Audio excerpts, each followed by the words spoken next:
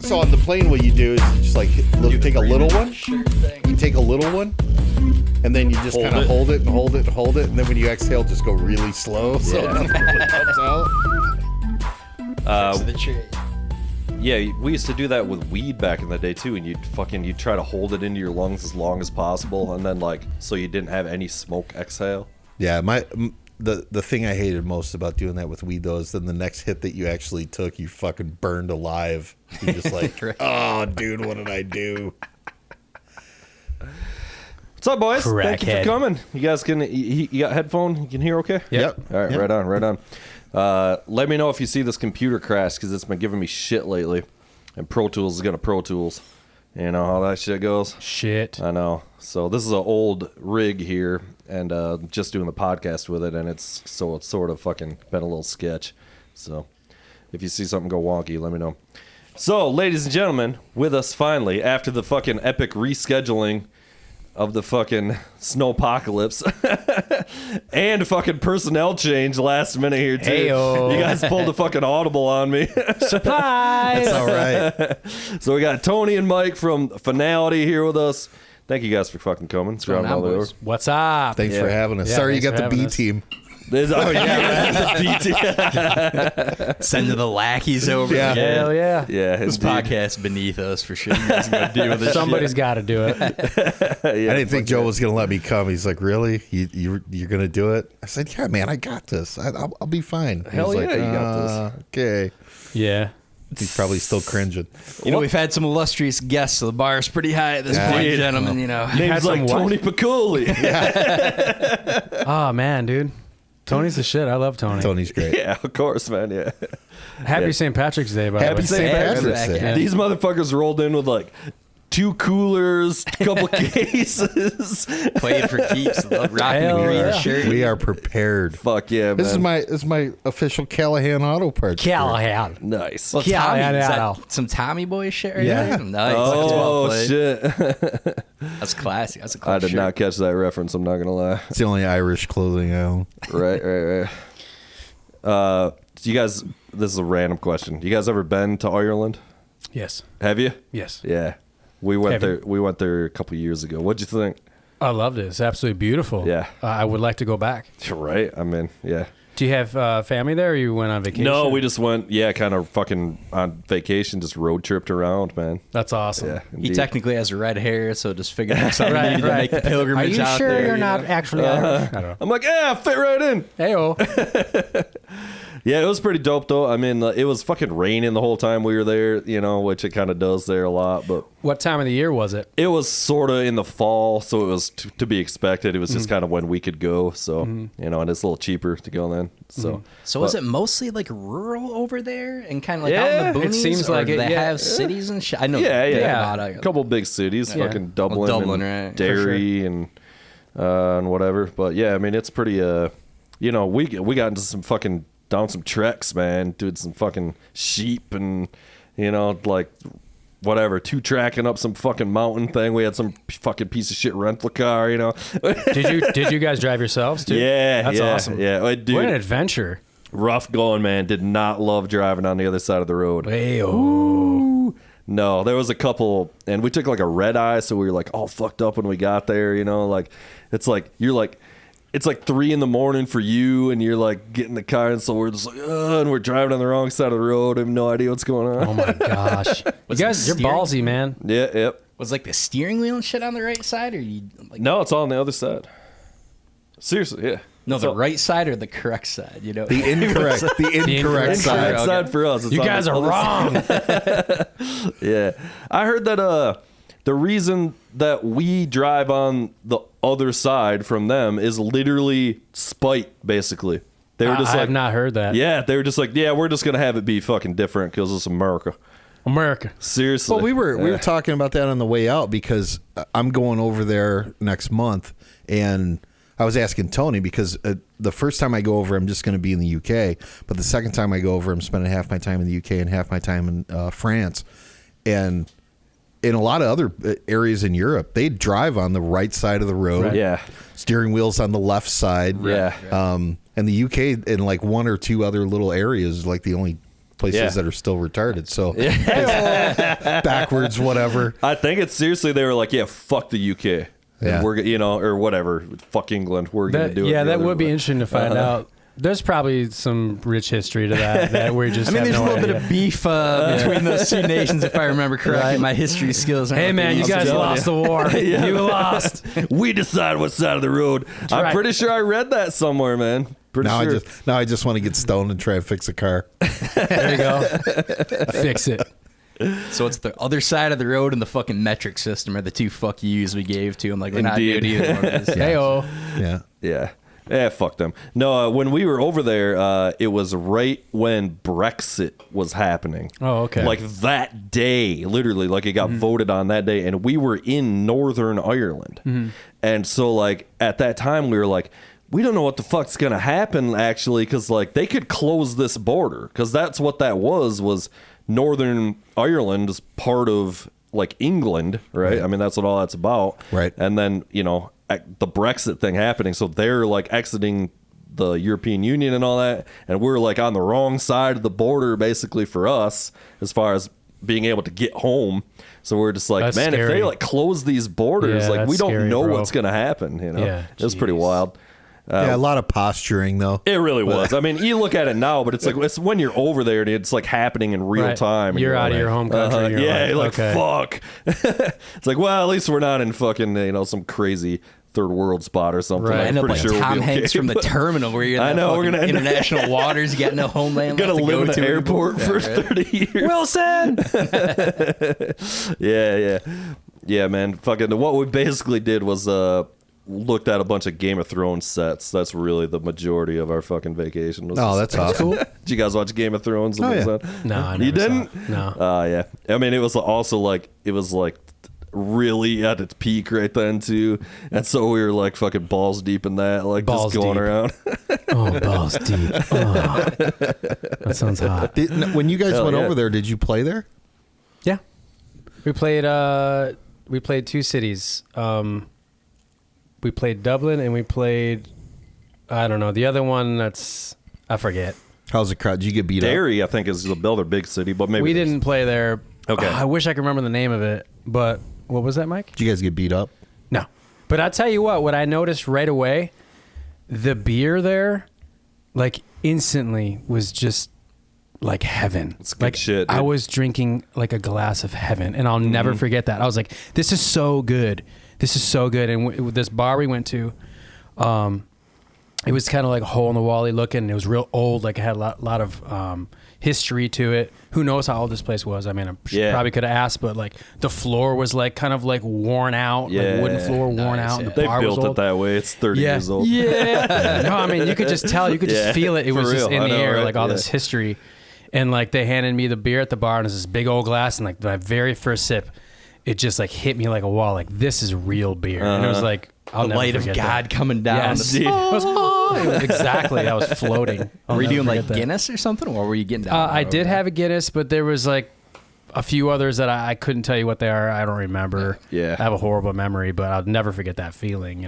So How long ago was that? That was 2014. Okay. That was the first time that Battlecross went to Europe. We went over there at that time that was with Killswitch, and then we went to like mainland, and that was with Killswitch and Trivium and Miss May I.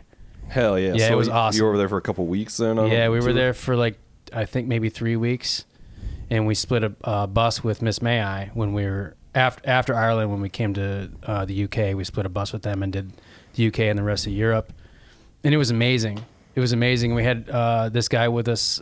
His name was Henry, but he pronounced it Henri. I guess that's how he said it. Yeah. And Henry. he knew every place to go. Like when we're in this town, we're all going to go out here. When we're in this town, we're all going to go out there. And like he was like our tour guide. Oh, it's killer. Yeah, It was gotta have amazing. that. That's He got to knew- be so helpful too. It was Like- it was like so Yeah. much fun. I'll never forget it. But yeah, man, good times. Fuck yeah, man. So what's the deal with that band then? You guys kind of calling it a day then? The Christmas fucking show was the last thing? Yeah, I mean, Took 13 minutes for the first Battlecross question. So. That's all right.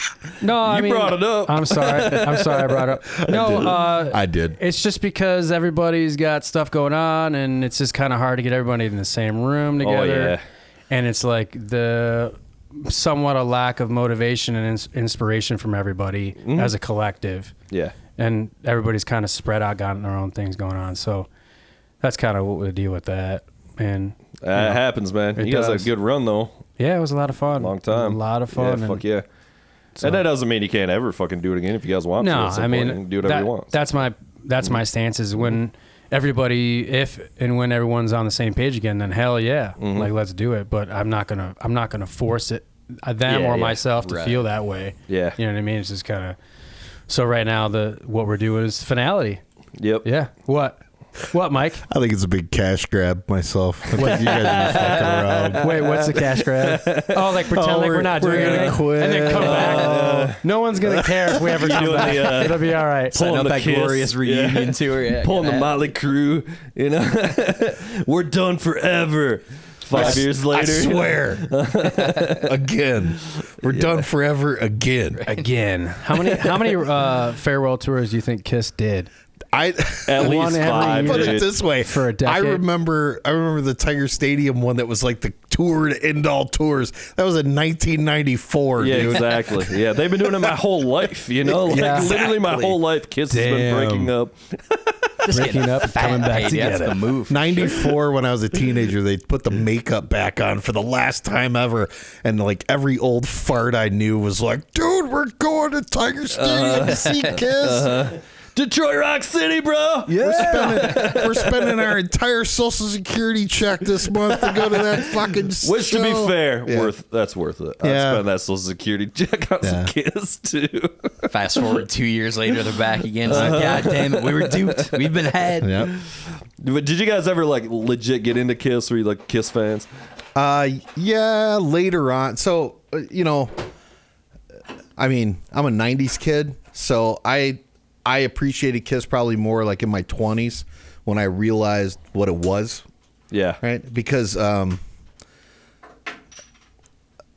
had an older brother and like older sisters and stuff that listened to a lot of late 70s and 80s music, and I dug it, loved the songs or whatever, but you're just like, man, why are these guys dressing up in makeup? Like, it's cool or whatever, but it just wasn't my generation. And then you get in your 20s and you're like, oh, I get it now. Right, I right. get it. I understand what they were trying to do. To And me, it the worked. songs weren't ever really there, and I don't know, like, I don't even know. I mean, I could only tell you like one Kiss song right now, you know. So like, I never really like Which song? What song is it? God Gave Rock and Roll to You. Oh, Yeah, that's the only one I could think of. I don't know. That's what I'm saying. The songs aren't there. Like, even on like classic radio, like, what are they playing? I mean, so in Detroit, there's a radio station called The Riff, and they always used to play rock and roll all night or whatever. that song is. yeah. And man, I hated that song so much because they would always freaking play it, and I was like, I hate this band Kiss. I don't understand it. And then like Mike was saying, over time, like you just appreciate it. I think that happens with a lot of shit as you get older. We're growing, we're growing up in like the early 90s and stuff, and like everybody we're looking up to, whether it was like Dime or whoever, they're all these huge Kiss fans, and you're like, man, I don't fucking get it, but I guess I should someday, for real. Like That's true. At some point, I'm gonna have to like this stuff because apparently that's the only way you get to be as good as Dime. That's what they always or say. Is whatever. you should listen to your influences or something. Yeah. Like, if well, you, it's like you know. Rush. I mean, Rush was the same thing. I remember hearing Rush on the radio at like 12 and 13 years old, and I'm like, this is fucking dog shit. Like, turn that off. Tom Sawyer. And this chick they got literally, yeah. So hearing like Free Will and Tom Sawyer and whatever on the Tom riff, Sawyer, and bro.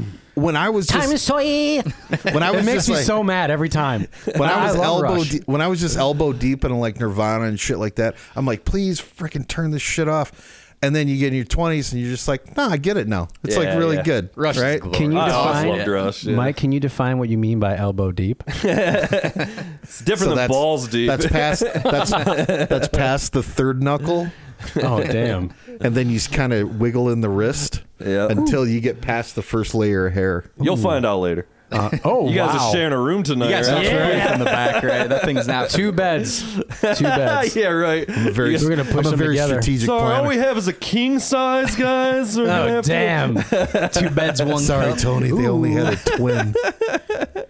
Kiss seems like as much as anything about kind of like the pageantry of it. You know what I mean? Yes. Like it seems like something you got to see. Oh, live. but that's okay. dude. Music Yeah, wise, it like is just okay. listen That's to it on the 100%. radio. That's what I hear. And I'll I've tell never you seen why them, it's but- okay. Yeah. Because, like, you know, when you're young and you're like jamming in cover bands or whatever, you have friends that they're like, hey, we're gonna play rock and roll all night, or we're gonna play Detroit Rock City, and you're like, all right, whatever. You learn the song, and then you go play it in front of 40 people that are all mingling around and couldn't give a shit about the first 5 songs you played. And then the minute you play that tune or like Stranglehold or whatever that, Yeah, you know, yeah. everybody's paying attention, you know, and you're like, well, fuck, they don't care what we played that we wrote or whatever. We just had to get their attention with this shit. Well, that's Now they're also into 2 it. Detroit songs, Yeah. 2 Detroit, bands or whatever. And you guys, Yeah, but I play, mean- playing from Detroit. So That's what you do, true. right? Yeah. we don't have that connection exactly like Right. that. I mean, obviously we love Detroit and everything, but Here's There's a lot another of one. verve pipe for these guys, you know, that Grand Rapids. Are they really influence. from a lot of Verve- freshmen? or from Grand Rapids? yeah, the I never Verve knew Pipe. that. Yeah. Oh wow. I was gonna say another one for Detroit though is Kid Rock, which I cannot stand. I'm Yeah. sorry, I just cannot stand Kid Rock. Yeah. But the radio stations just suck them off. Yeah, man. All the time. Yeah. And even on the classic rock station. Oh, yeah. 94.7. No offense, guys, you got to stop playing Kid Rock For real. because it is not classic rock. Just everybody stop playing Kid Did you Rock. see the? Yeah, I agree with that statement. Did I send you my favorite Kid Rock meme? I don't It think said so. Kid Rock makes music for people who know exactly how many boxes of Sudafed you can get for a catalytic converter. yeah, for real. Wow. Spot on. Let's go material. Yeah, Kid Rock's pretty fucking terrible. He's come up a couple times recently on this show because I saw him in Detroit in 1998 at Warped Tour, and the fucking whole gag there was he used to have that little person, Joe C, that was his Yep. sidekick. Well, we didn't know Kid Rock at that time. He was just doing Ball with the Ball and all that, and we thought Joe C was Kid Rock. Oh my gosh, that's great. That's great. We were in the back, just going, man, it's Kid Rock, man. Imagine being all stoned going, oh my Yeah, exactly. God, Kid Rock's a midget, Yeah, dude. that's what I guess that's Kid Rock, man. I don't know. That's basically what Well, that would make more sense. Like Kid, Exactly. shorter. It makes sense, right? That's I don't know. yeah, right. Yeah, That makes more sense. for real. Yep. So Maybe he stole his name from that guy. Indeed. He was inspired. At that point, you have to like dance on your knees. Wow. They probably fought for it. Who, Oh man! Ball with the ball, blow my head off. But that's Jesus another one, Christ. man. You know what? It was his gimmick. People bought into it. At least then it was like I can hate it, but I'm not such a hater on I'm a hater on that rap rock kind of shit from back then a little bit. I was at the time, but at least then it was like now though it's just like, okay, dude, you did fucking the Leonard Skinner song and like wrote your Metallica. own verses and Yeah. stuff, and it's like this is just music for the lowest possible common denominator. Yeah, for Yes. sure. And it's like he's literally shitting on gold toilets, so like I guess okay, Yeah, I mean, it worked out for him. Yeah, It's like okay, dude, everybody just loves this because it's the fucking free home Alabama riff, and it's like this Yeah, is just yeah, All yeah. some bullshit, hillbilly dude. country shit Right. is fucking Yeah. capitalizing I'll tell on you that what. demographic. when he took the Sabbath True by Metallica, which I'm sure he had to get a license I to. didn't I didn't know that was It's a thing. it's called I think American Badass or something. It's the It's the Oh, Sabbath True oh, riff. yeah. And he's Oh, rapping Jesus. over it. I'm like, why? Ugh. Why Yeah. did you do that? because why not? Because it's sacrilege. Metallica's got to get it's- paid. It's sacrilege, except for the $7 million that he made. I don't off know, it. dude. You don't rap metal or whatever over Metallica. Just Yeah. don't. I What do you get think it. Hetfield thought the first time he heard that? I don't know. He's shit? probably It's like, cashing you in gotta on be it too. fucking- Exactly. I don't know. No, but Those think guys about got it. yachts they got to pay for. Think about it. That's right. Exactly. Like Licensing. Like he had to have licensed it, right? Yeah. He had to have paid royalties on it.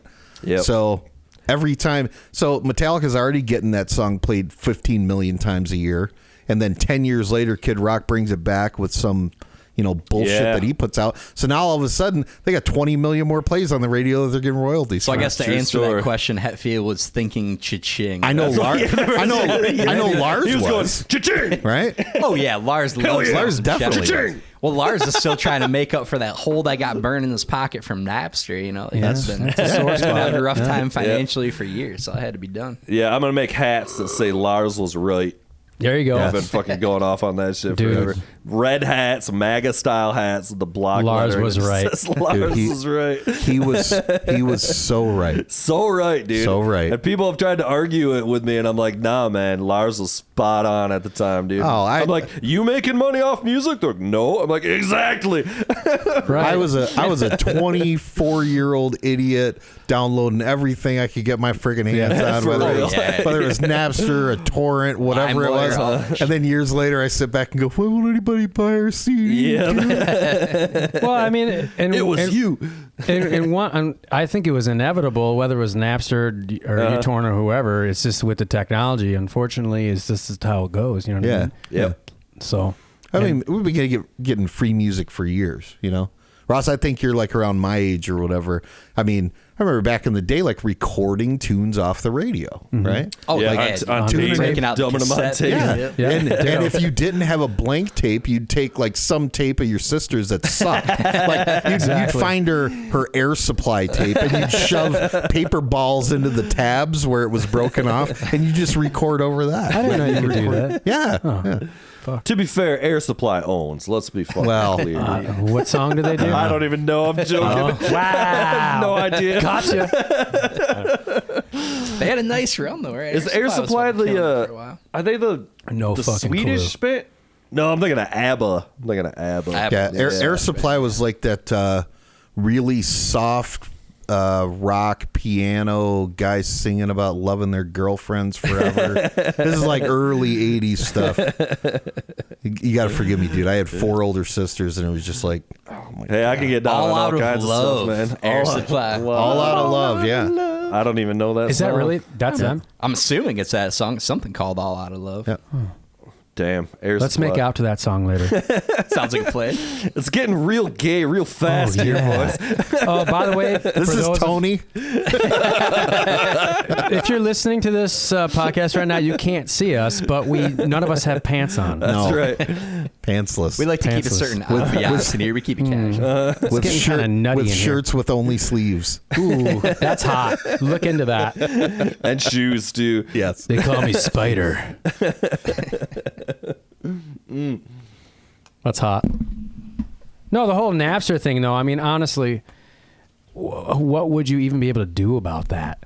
How do you even solve that? Yeah, Not know a what I mean? goddamn thing other than trying to, sting people and bill them and fucking hit them with It's lawsuits and impossible. shit, yeah. It's impossible It's with the internet. There's no way around it. So on one hand, it's like, yeah, maybe he was right, but there's nothing you can do about it. Well, yeah, okay, that's that's very valid. You know what I mean? It is sort of, but like basically, he was just saying like, like you're gonna kill the middle class of music. Like nobody's in. Like he was literally saying, it's not about Metallica. It's about the next Metallica who was only able to become Metallica because they could sell CDs and Right, shit. right.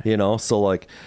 It's totally true, so like that's why like that you just took away the product that musicians sold. Technology advanced, and then that's just the result. Honestly, And in fairness, we were all using that shit like a motherfucker. Yeah, and I had yeah. mad Napster tunes. I going didn't back use in it the a lot because I was super into CDs, so I was still just buying CDs at the time. But I mean, everybody did. I'd had Napster. I mean, think about it right now. Like I myself, I'll open my phone, and if I want to hear a song, I could just stream it on YouTube. Yeah, you know what I mean. exactly. If I don't have it, Yep. So it's just like, What do you use for your streaming on YouTube Music or Apple Music or I just whatever? bring up the YouTube app. That's all. That's all. it? You're not paying for nothing? I'm not paying for anything. Indeed. No, I'm a slacker or a bottom feeder. A cheap motherfucker. Yeah. That's what they call that. Yeah. No, I like. I've tried them all. I still like Apple Music. I'm definitely kind of like an Apple fucking cocksucker. I fucking love some Apple shit. So Actually, I do have a whatever YouTube is where they don't have the commercials. Whatever. that is. You premium or whatever. Yeah. Yeah, So yeah, there. indeed. Rock and roll. There you go. Yeah, I still like fucking. I just haven't found one that's like. I don't know. Apple Music's still like the best like interface and shit. That's what I hear. Yeah. That's cool. There's basically nothing you can't find on Apple Music. Like it's got a fucking everything. Yeah. What about Dragon Lord Frodo? Have you heard them? Have Okay, never not. mind. No, but I feel like I should. I feel like you should too. By the I'd way, play it now, but we did bring the Finality record with us, or we have the CD with us. Yeah. It doesn't come out yet. can we listen to a song on the in the podcast? truck. It's in the truck. Oh, are you fucking kidding me? No. So because it's St. Patrick's Day and because we're from out of town, we left the truck at the hotel and took a lift over here because we don't want to get arrested. Well, I out can of play town. the one song. I already got it. I already got it pulled up. Well, Oh, you do? Hold Okay, on, never hold mind. on. So Can we which song? play, Which song? Tech? What song? Yeah, Technocracy? Technocracy. That's what I Okay. got. Yeah. So we may have another song for you to play in a little bit.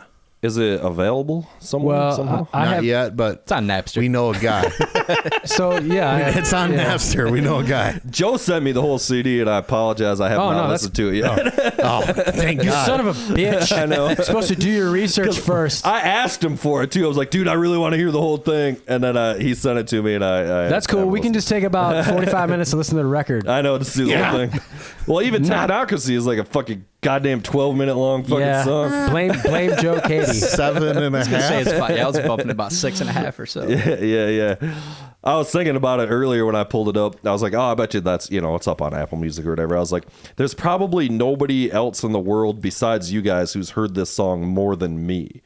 Because I did the video and I listened to it 1,000 fucking times. Damn, Doing that I'm shit so over sorry, and over. bro. And it was the rough mix.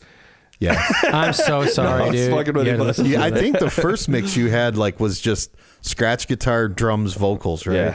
Yeah, Okay, like so it. just to clear the air, just so people are listening, Ross did the lyric video for Right. Technocracy, in Yes. case you didn't know that, and it turned out awesome. Thank you. Thank you Yeah. so much for doing that. Yeah. Really. Yeah. It's It amazing. was probably my favorite one I've ever done. It was probably the Awesome. funnest one. Well, part of it too is like I've done a lot of lyric videos for stuff that like I don't love, and that's fine. I'm happy to do stuff for anything, but it's also like it's good when you get something that's like A, high quality, and B, it's of a genre that you're interested in, and of a I don't know what do you call it, the theme that you're interested in, or whatever. Yep. And shit like that. I'm like, oh yeah, I got this one.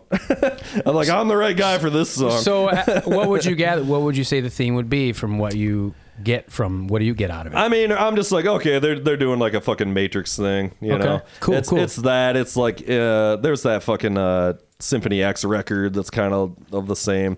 There's a lot of fucking bands that are writing similar. I've wrote songs about the same kind of thing. The technology overcoming. It's basically about Lars was right. As far as I can tell, basically the overarching theme of the song is that Lars was right. I think that actually we should scrap the record and change the title. Retitle that song "Lars Was Right," Lars was right. and then put it 100%. back out like that. yeah. All right, do you guys want to listen to it? Only if you want to. All right. We're not going to make you listen to it. No, I want to listen to it. I want to play it. Are we going to talk I already over heard it? it before. Yeah, so you can talk. You can say. You can make comments.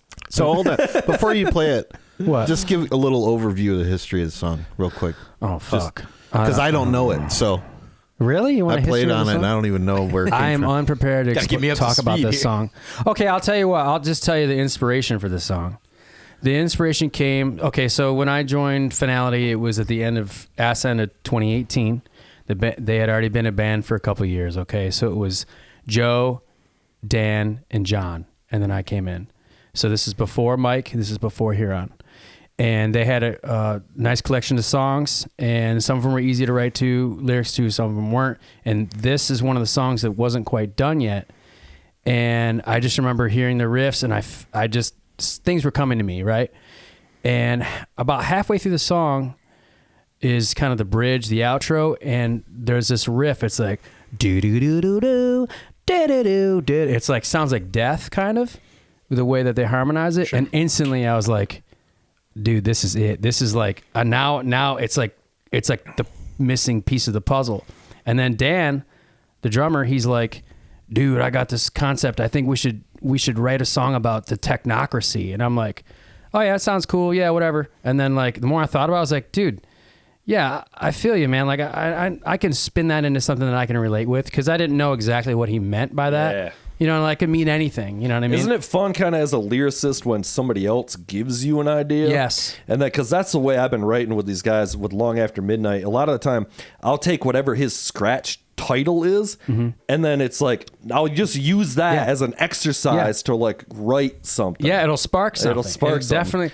It gives you something to kind of start with. Yes. You know what I mean? Yeah, Because if you're just kind of shooting in the dark, it's like, where am I going to get this inspiration from? It does come. Which you can do that too, exactly. Right. But yeah, it is fun just as an exercise to like, oh, I got to work within a certain parameter of like, this is the concept of the thing. Let me, work within that. And it's kind of gives you a framework, and it's almost easier in a way. Yeah, it is. Because it's kind of like, okay, now I know what I'm going to do. Exactly. So what's all right, he gave his take on the whole theme and kind of what he thought was going on there. What's the... So the inspiration came with, I'll just be frank, everybody being on their fucking phone all the fucking time. Right. There's literally 4 phones on the table. Yes, right? I know. And honestly, like... continue. Keep going. This is... You're right. Yeah. Just film it. We use your phone. Sorry, I spaced out there a little bit. I was on Facebook for a second there. Go ahead. Yeah, all right. Hang on.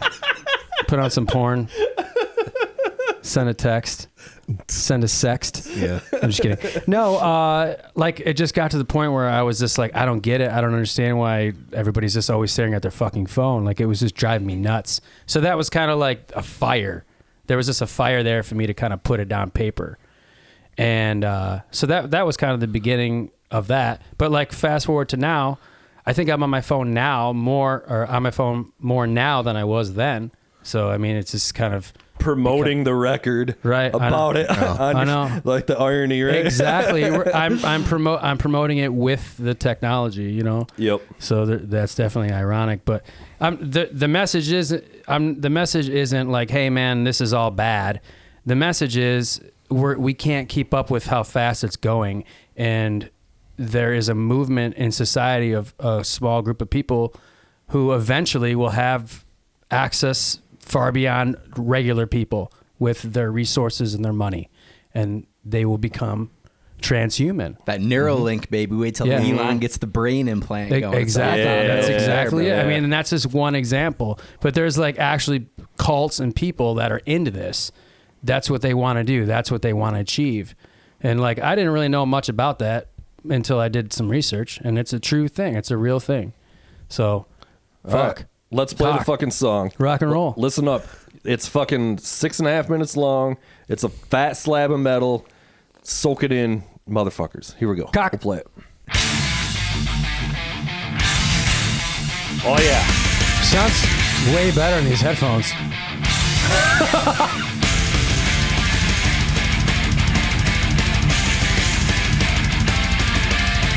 You know what the cool thing is?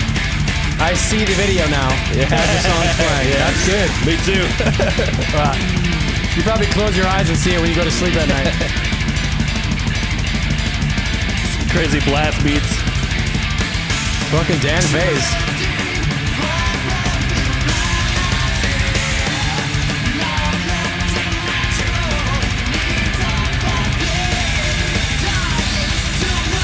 A lot of guitar harmony. Lots of harmony in the guitar.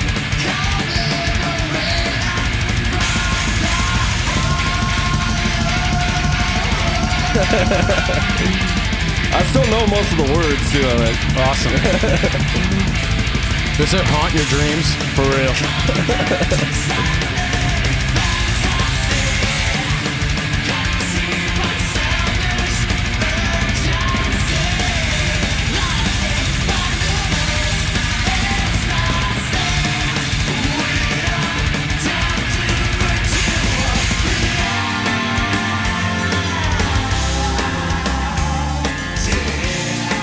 Were you expecting this clean part? Or no? When you first heard it? I don't know, but I love it. I love a clean pretty part, punishing, and then transition to that. It's like, oh, that's a little different feel right here. Just unrelenting for the first like 90 seconds or whatever, you know.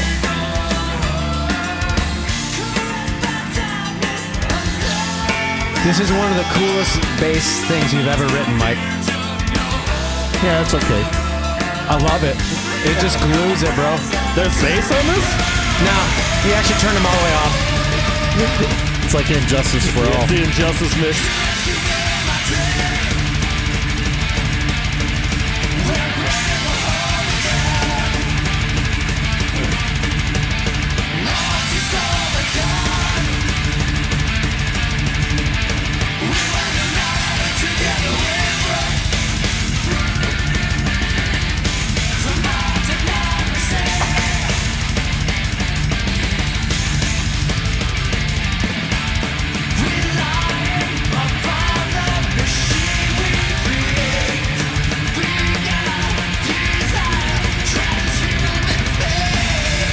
so punishing.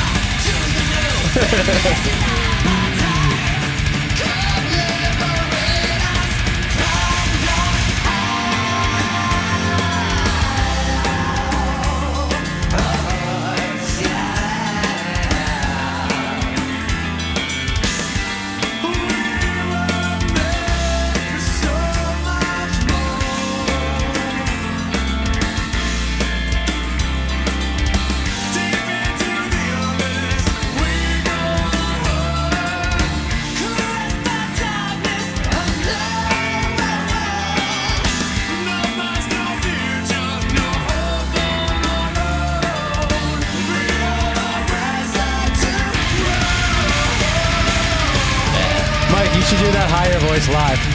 You gotta get those harmonies up, son. Cup the balls and get it up there. I wouldn't have any problem doing that. It's the low shit I have a problem with. Bro, let's rehearse it. Right now. Is that you throwing it down on the high parts? No. Mike is doing some backup vocals live. Okay, this is that riff I was talking about earlier. Yeah. This is the one that did it for me right here. This one. I just feel like, oh shit! It just feels like that. I don't know why. Who came with this riff? This Joe? is Joe Cady, yeah.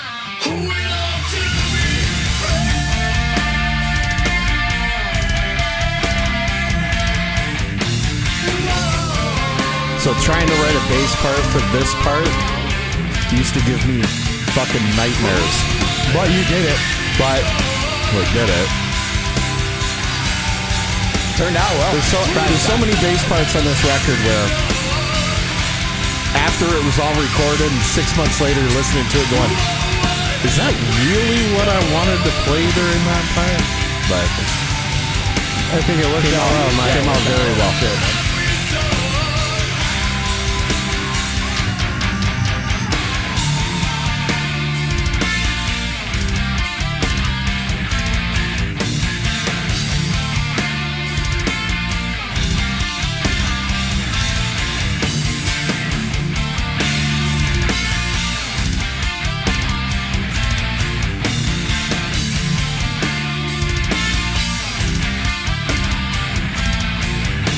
Guitar.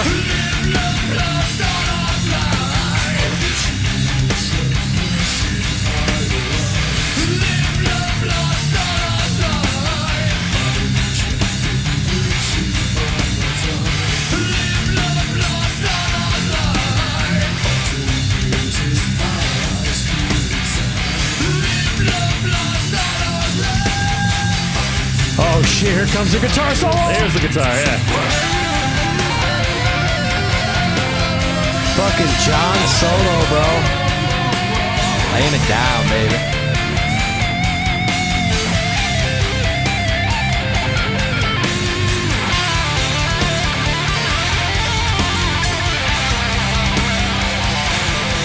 Dude, John shreds.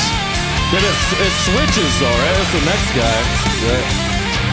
This is still John going. Oh, so the tone changes, so... All he did was switch pickups. Yeah, he's... Okay. Did he? I figured it was one guy, then Joe took over or something. Or They whatever. do that in some songs, but not in this one.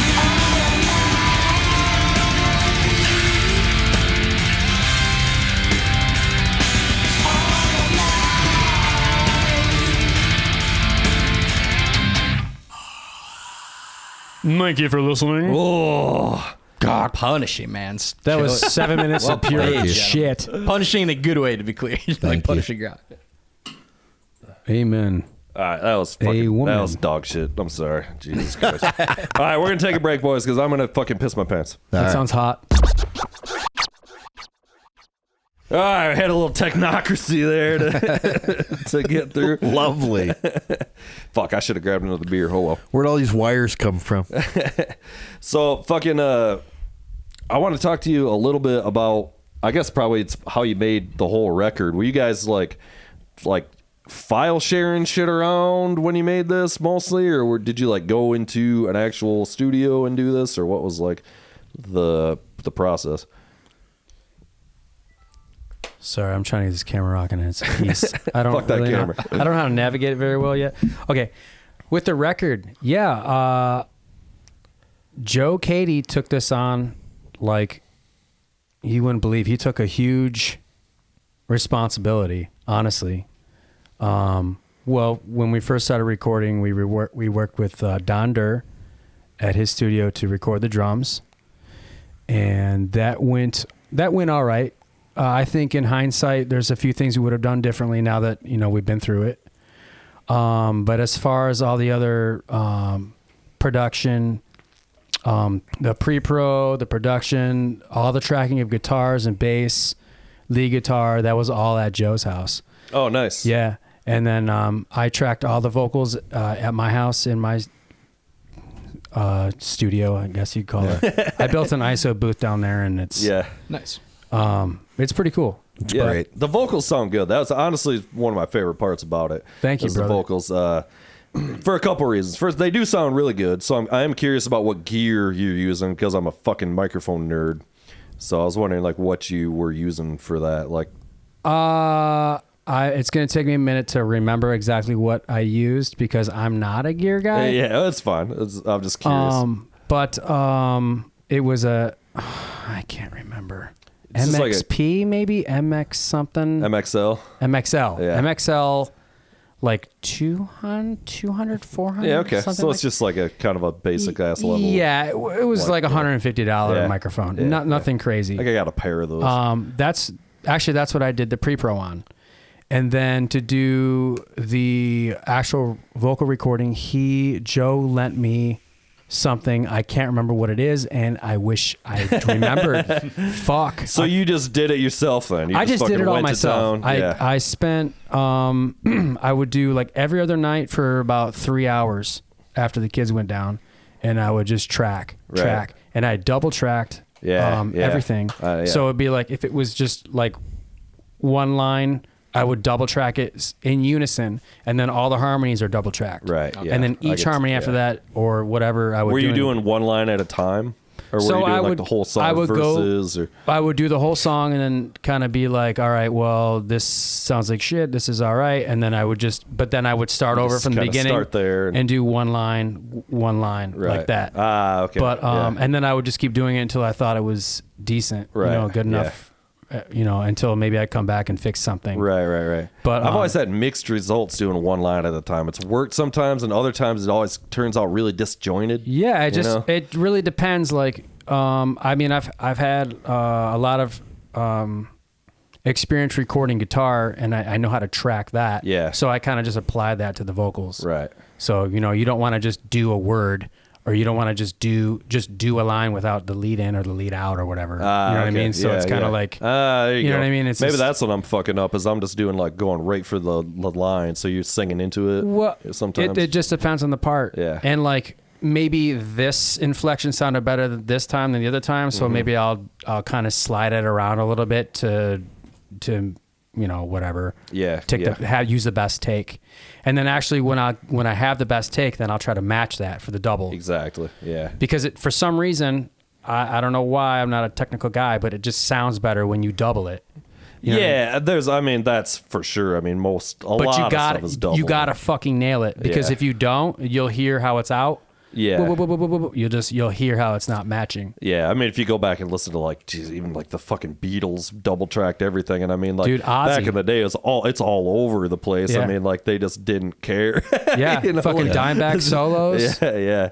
Ozzy Osbourne's vocals. Yeah. So how many man hours did you put in all in? You said you were Untold. doing like 3 I have hours. no a idea. night, I have no idea how many hours. Did you enjoy the process? Or I are there did. points where you're just like, I want to blow my fucking brains out? No, because I would take a day off and not do it, and then I would come back to it, and it would be kind of like muscle memory. I'm still in the whatever of it, in the groove. Yeah. And then I actually like got better during that process, and then now it's like it was like practice and then the day off, so now you got the right. Mm-hmm. And like now I'm nowhere near like where I was then. Of so course, like I have to get ready for this album release show that we're doing on May 6th. Now at you the got to Token. practice it and do I it gotta all practice. at once. Yeah. I know that Vocal pain. exercises all day. Dude.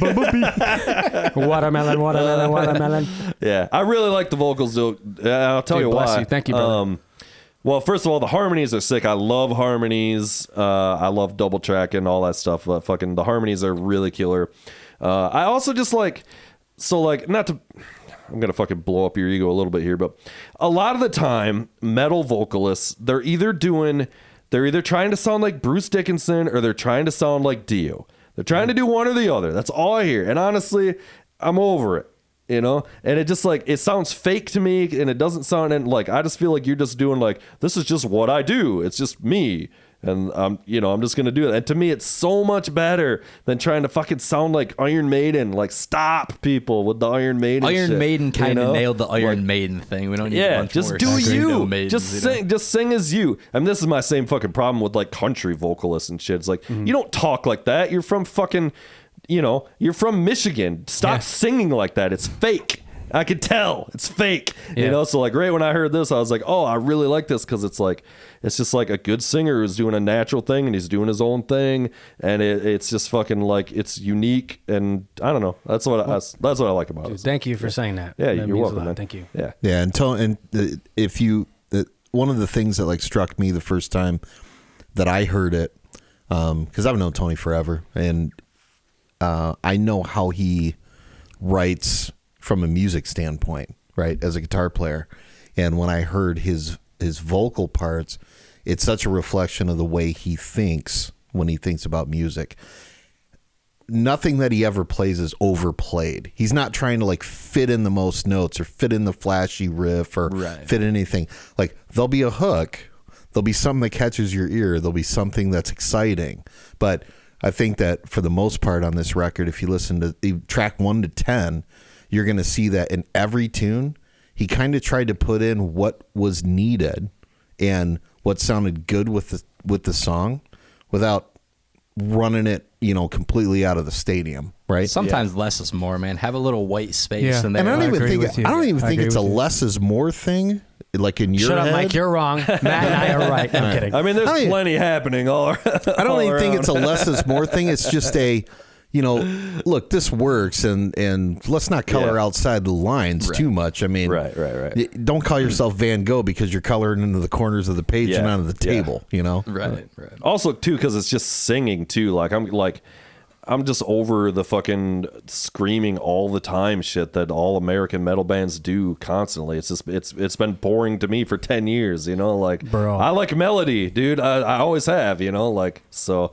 I mean, that to me was just like, yeah, okay, this is fucking legit. Well, I can't scream, so I'm kind of with you there. I can't do it. I mean, I try to do some aggressive parts here and there, but I really just am not good at it. Oh, he can scream. That's what you said last night. Are you going to show me later, Mikey? Wait till we get you back in the booth later with the pants off. Oh, yeah. I'll see what comes. Oh, yeah. So are you doing just vocals on it? You mentioned you do guitar too. Are you playing guitar on No, here too, I'm not. vocals? No, Which is weird because you're a killer guitarist. I've never seen you sing, but I've seen you get up with ISD a couple times and play, and that's what you did in Battlecross too. Was there? It was just guitar. I mean, I don't know. You did some singing with that, or I sang in Battlecross in the early years when we were a 4-piece. Okay, gotcha. So I could play guitar and sing at the same time, and the bassist Jay would play guitar or play bass and sing at the same time too. We would switch off.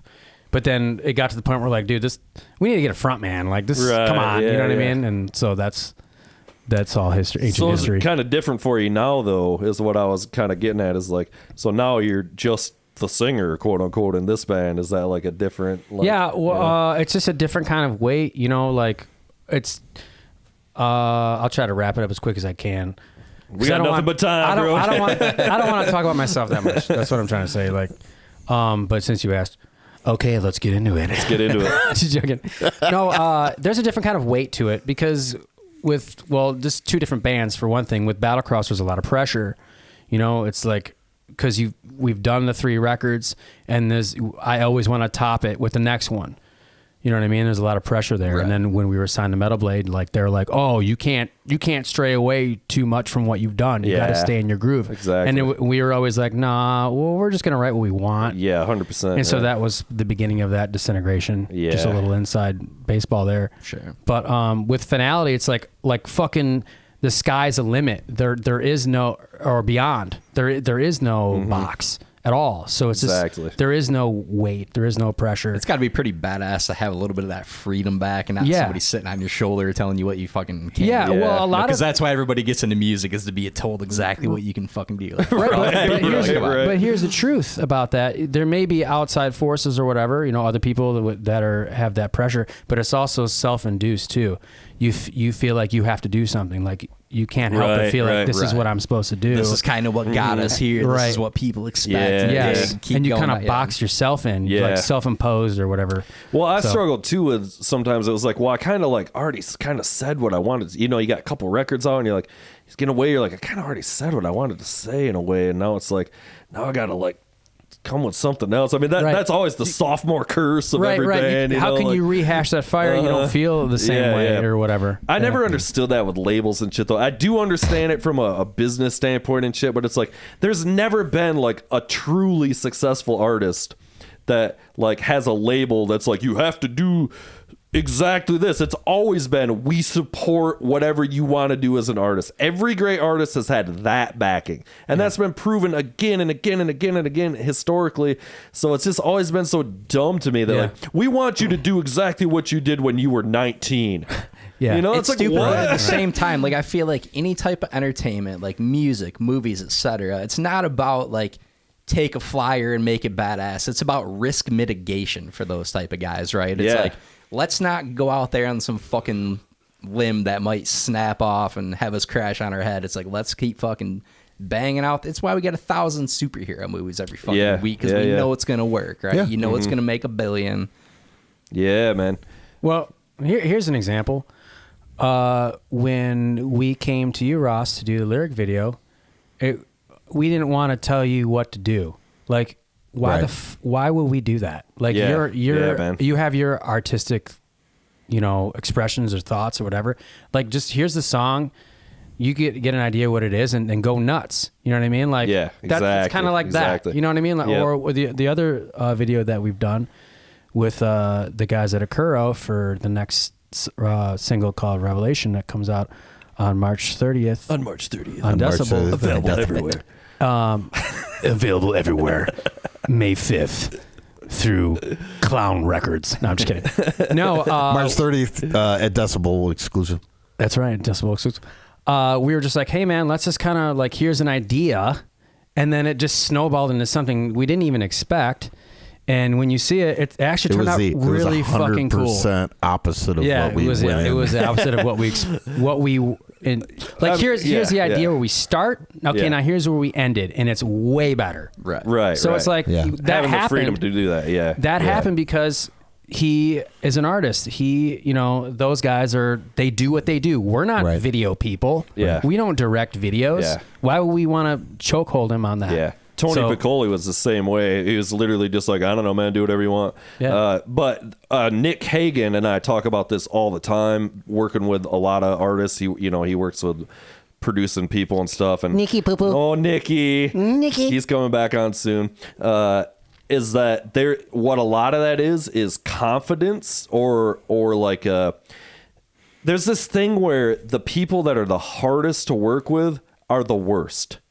Like literally, like the pickiest, most ridiculous people are the people that are coming to me with a terrible song to begin with. Yeah, and he deals with the same thing, and it's like this. Yeah, you deal with it with musicians or anything. There's like what is it like? It's not confidence. It's like a security level in yourself or something. Yeah. There's this thing about like when you're not secure in what you're doing, then like you're trying to micromanage everything. Well, you're less open to like criticism. Yeah, and stuff, that's right? true. Because Okay, every little catch thing on to that. cuts so fucking deep. Like if you don't have that confidence in yourself, and somebody's like, "Hey, did you think about tweaking this?" And then all of a sudden, that little voice in your head's going, "I'm a fucking idiot. Shouldn't have done it this way. This guy's probably right." And you kick into defense mode. Yeah. Do we need to have a talk?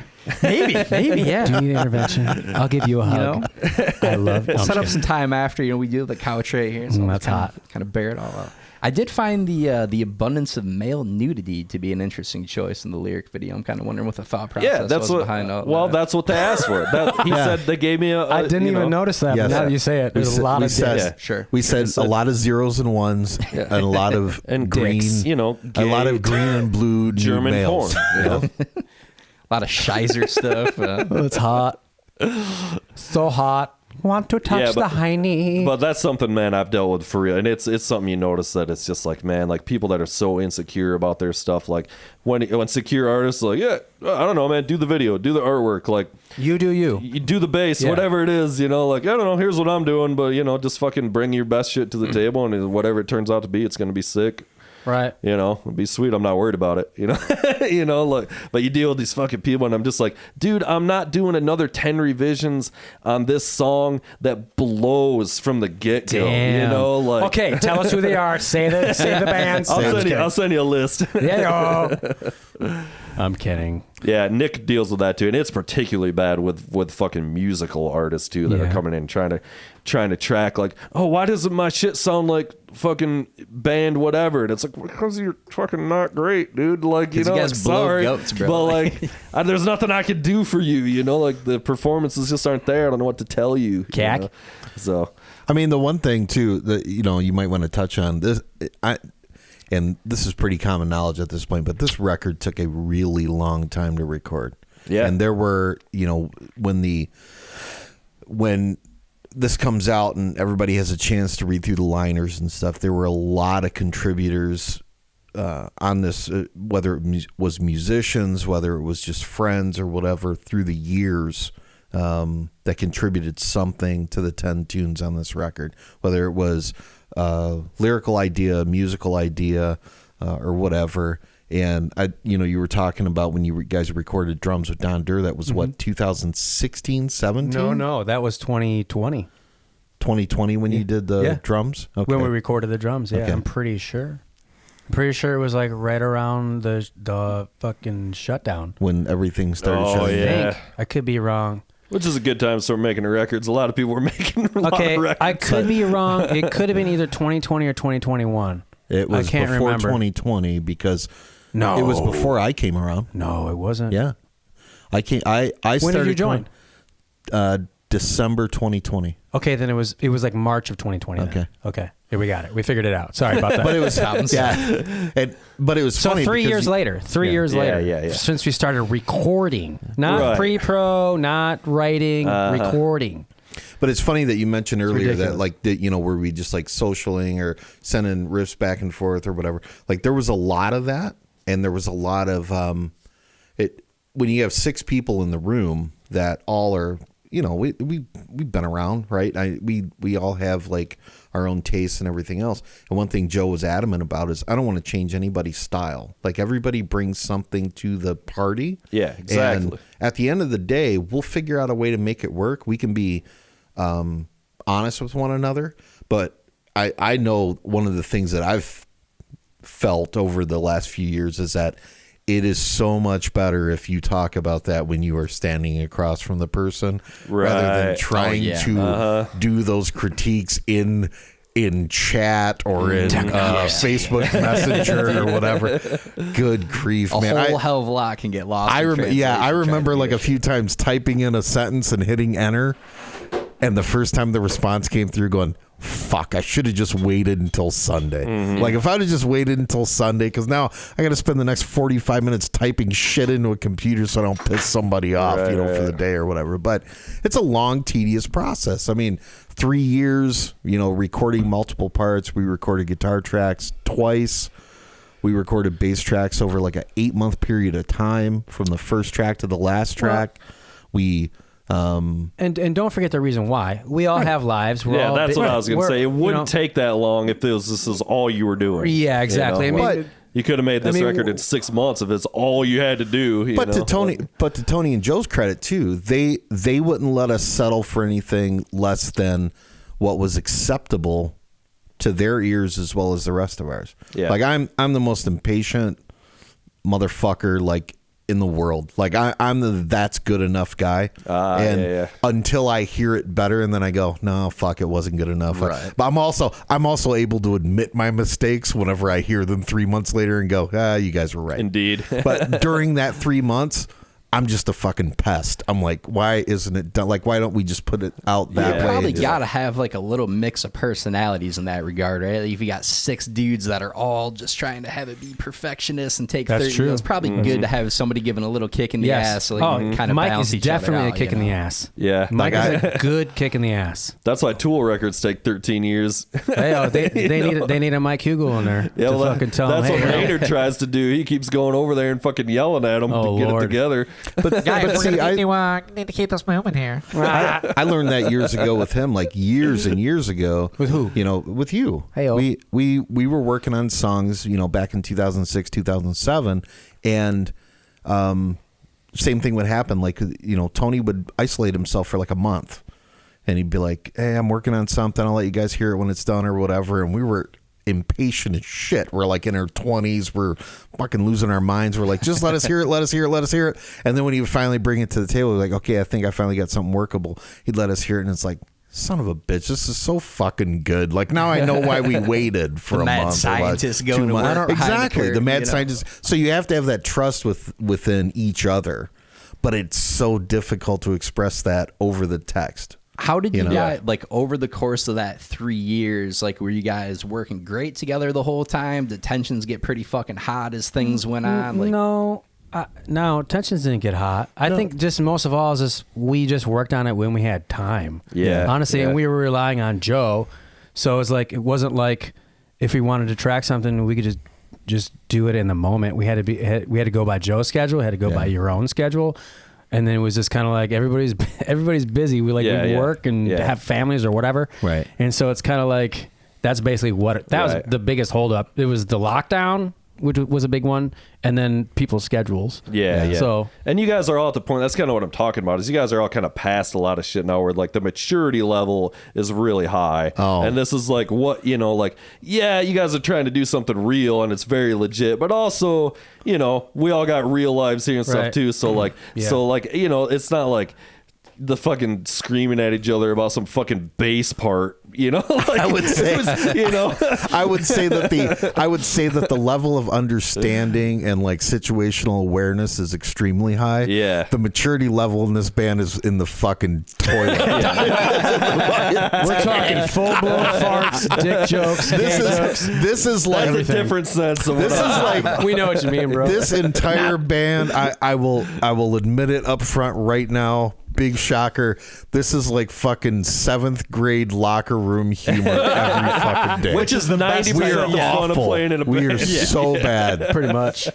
But no, like, you know, when things would get a little tense in the chat or whatever, we're friends long enough and we're like conscious enough to say, Yeah. you know what, I'm gonna go and hang out tonight. Yeah, I'm gonna go and have a couple beers and like just make sure everybody understands what I'm trying to say. And it wasn't like calling a meeting or any intervention or whatever. Just go over to Joe's and be like, hey man, we know you're busting your fucking ass. Like you don't. I'm Dude, sorry, Joe I was such a busted fucking his cocksucker ass. in the chat or whatever, but.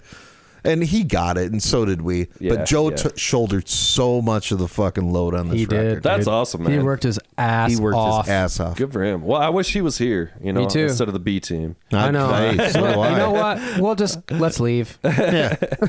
Joking, Joe, please come don't on. leave. We'll teleport Joe. We've got a over here. shocking lack of content to go through on our own here. Hey-o. So what type of stuff are you guys like into musically? Is everything kind of in this vein? Do you go pretty wide out there and this is just what you like to play? Like what type of shit are you guys into just listening to off? I'm going to let you Mike? go first. I'm not going first. Oh my god.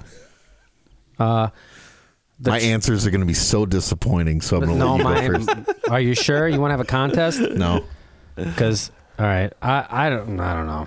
I'm stuck in the past, to be honest with you. When it comes to metal, I think we all are. Yeah. I'll just I'm 38 years old, and I started playing guitar when I was 12, and fucking Metallica is king. Pantera. Woo. That's it. You know, that's the fucking Black Sabbath. Fucking just the classics. Judas Yeah. Priest. That's where I'm at is when it comes to metal. Right. I mean, there are some other modern bands that I do dig, but if I was just gonna go and turn something on, it's usually not even metal. I've actually, been into a lot of other different stuff. So. Oh yeah, yeah. I'm all over the road. I've realized I gave up on metal a long time ago, and basically just like it's just about great songs. I don't care the genre.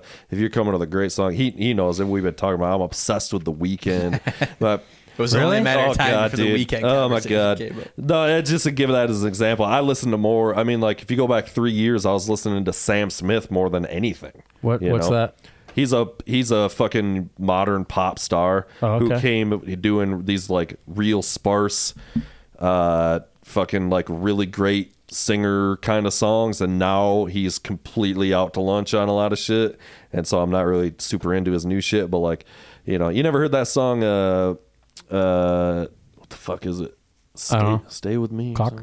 Yeah, fucking yeah. I got nothing. Anyway, Sam Smith. I thought you liked him, and you don't even know. Oh, dude, wait a minute. Is that the dude that does like the rap over the country? No. Oh, okay. No, I was gonna say that's that fucking Jesus Christ. I'm not even fucking high. Jesus Christ raps over country. Dude, Jesus lays down. Jesus bars, Christ lays bro. waste on the mic. Right? God tears it up. That's hot. That fucking ginger kid. I don't know. Oh, What are you talking about? or not? Help me out a here. ginger Ed kid? Sheeran, the other. Yeah, Ed not Sheeran. yeah. That's what you're talking about, right? no. I was He does thinking that about rap. that. He's like raps over like guitar. No, right? Ed There's Sheeran. that he Lil just, Nas Ed X Sheeran guy. just rips off the Lil Nas Temptations. X. Is that what you're talking No, about? Ed Sheeran just rips off the Temptations. That's all he does. But God, there was some. I don't know. Yeah, we are I'm fucking sorry. old. Yeah. No, but yeah. So anyway, kid, I didn't mean to cut you off. But what else? What else are you into? Like that's what I'm just saying is that like, modern metal. I don't does know. A It's lot just for me. it, like okay, so like you put on like a new song. Like let's say some band XYZ puts out a new song, and you're like, all right, I'll just check it out. You never know. Maybe somebody recommends it, and then the fucking second the vocals come in, I just don't want to listen to it anymore. Yeah, that and happens I to don't me a know lot. why. It's just because I'm Yeah. like over like the aggressive style vocals. That's what I I'm don't saying. know why. I That's don't what I'm know. saying, It's just like dude. I've heard enough. It all sounds the same That's now. what I'm saying. Yeah. So, anyways, but Yeah. as far as like something that's not metal, I listen to a lot of synthwave. So, Ooh, me Okay. too. do you? Yeah, well, I play in an industrial band, which comes in some of that synthwave stuff, and I listen to a lot of that kind of genre too. So yeah, Sweet. Yeah, You know love that Kalax? I don't know a lot of the names and stuff. I typically am just pulling up playlists and just playing through stuff. So All right. yeah, I know. Do you know Carpenter Brute? Yeah. Yeah, I love me some Carpenter Brute. That's that For sure. kind of like dark wave shit. So like, Yeah. All I don't right. like. I'm not super. It's like I'm saying. I'm usually just fucking pulling up an Apple Music playlist and some shit and just fucking letting it Okay. run. You know. All right. So, Yeah. yeah. Groove to a lot of that shit. Poser. I'm kidding. A room full of posers. That's all. That's what we should have named this podcast. Callahan Auto. A room full of posers. That'll be the title of the show. Love it. Poom full of roses. I'm gonna let Matt go first. I'm not going yet because mine's gonna be so disappointing. So, Music wise, yeah. So the last couple of years, I've actually gotten really back into like some older school rap, like some mid '90s stuff. So I was always Cool. like a rock guy and still am primarily. So like a lot of Deftones, Stone Temple Pilots, like Tool, Failure, Hum, a lot of that kind of mid '90s shit like that. Nice. But lately, man, I've been getting down to like a ton of like Wu-Tang, Snoop Dogg, you know, a lot of shit like that. Some Sweet. Dre, some We're of that huge type Snoop of fans. stuff, We got so. Snoop. Shout out to fucking Eric. You got the Snoop on a stoop up here. Nice. See Snoop now. And we're huge Snoop Dogg fans. We just got tickets to see Snoop too. Hell yeah. Yeah, I saw Snoop in 1997. Oh, we It had Lollapalooza. No shit. I remember. You were there at Lollapalooza? 1997, Oh, baby. nice. I was 13 years old. And Nice. Snoop was out performing, and it was Tool was headlining, and so all of Tool's gear was up, and Snoop was like performing In and front it was of it? all like, and we were like, bro, Snoop's, is that Snoop's drum kit? Like, dude, see, you think Snoop's got a drummer like that? We were like, what the fuck? You know, it was Danny Carey's drum set, you know. Yeah. That's awesome. got throwing it down on the double kick for Snoop back Yeah. there, just laying And away. those are like my two favorite artists, and I saw them back to back in fucking when I was 13 years old at Lollapalooza. So was that your first concert? No. Okay. My first concert, even better. You ready for this? I Yes. got one of the greatest first concerts of all time. Is it like New Kids? No. Okay. No. Legitimate. Was it Ninja Turtles? No. Okay. No. Legitimate. First concert. First real concert ever. You ready for this? Yeah. White Zombie. Wow. Soak it fucking in. And you know who opened? Who? The Ramones. Really? Nice. So like all these punk rockers, I'm like, yeah, I saw the Ramones live. You know, original lineup. Like, They're like, fuck fucking. you. I'm like, I don't even fucking like the Ramones that much. They're like, fuck when, you, man. When was that? I was 11 years old. Okay. 95. My brother was going, and my older cousin had flown in from Florida for like a vacation. They were going to this concert together. They convinced my mom to take me. So shout out to them. That's awesome. At 11 years old or whatever, it must have been I was about 11. It was just 5th, 6th grade, something like that. Yeah. And so they fucking drug me to fucking see White Zombie, and it was fucking awesome. That's got to make your mind Were you inspired? explode. Were you like blown away? Oh, dude. And I mean, like that fucking White Zombie record is still one of my favorite records of all time. So, question: did you know anything about White Zombie when you went there? I did because my brother was a big fan. So Gotcha. like he was playing it in the car, like he had it on tape. Yeah, you were then we had it on familiar. CD. Oh yeah, That's for awesome. sure. I knew all about him and shit. So That's I was badass. pretty up on shit. I mean, right after that, and so we started going to from then on. It's been concerts ever since consistently. So like yeah, fucking right after that, I saw Candlebox. I don't even know if you remember Candlebox, you know, but like it was Candlebox and Sponge. It might have been. I don't know. Yeah, I love Candlebox Sponge. has some Yeah, dude. I've seen tunes Sponge back fucking Detroit 20 boys, aren't times, they? dude. Detroit? Yeah. I just saw Sponge recently, a year ago here in town, opening for the Verve Pipe. Oh, I thought you were going to say opening the Bell Tire over on Fifth Avenue. Hey, Sponge still owns, man. Sponge still owns. What the fuck? What the fuck is that? Is that a, The soundboard. I was trying to go for the rim shot. I can never remember which one Rim of these job. buttons is which. But.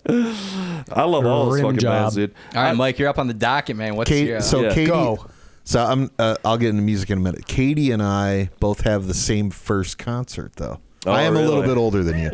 So Katie and I were both at Metallica, Guns N' Roses, and Faith No More at the Silver nice, Dome in okay. '92. that was both of our had first to be a concerts. Monster clown show, balls. Yeah. Fuck. Yeah.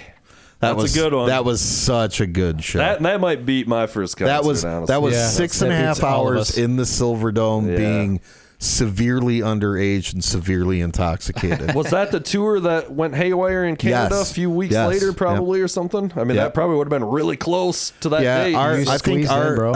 our date was like mid-July, and it went haywire in like early August. Yeah, that would in make Montreal. sense. Uh-huh. So the show we saw during "You Could Be Mine," because that was the big single the year before, because of Terminator 2. Right. Ah, yeah. So yeah. the show we saw, Faith No More opened, Metallica played second, Guns N' Roses played third. Right. And during "You Could Be Mine," there was a mix-up on the Pyro, and Axl left the stage in the middle of the song.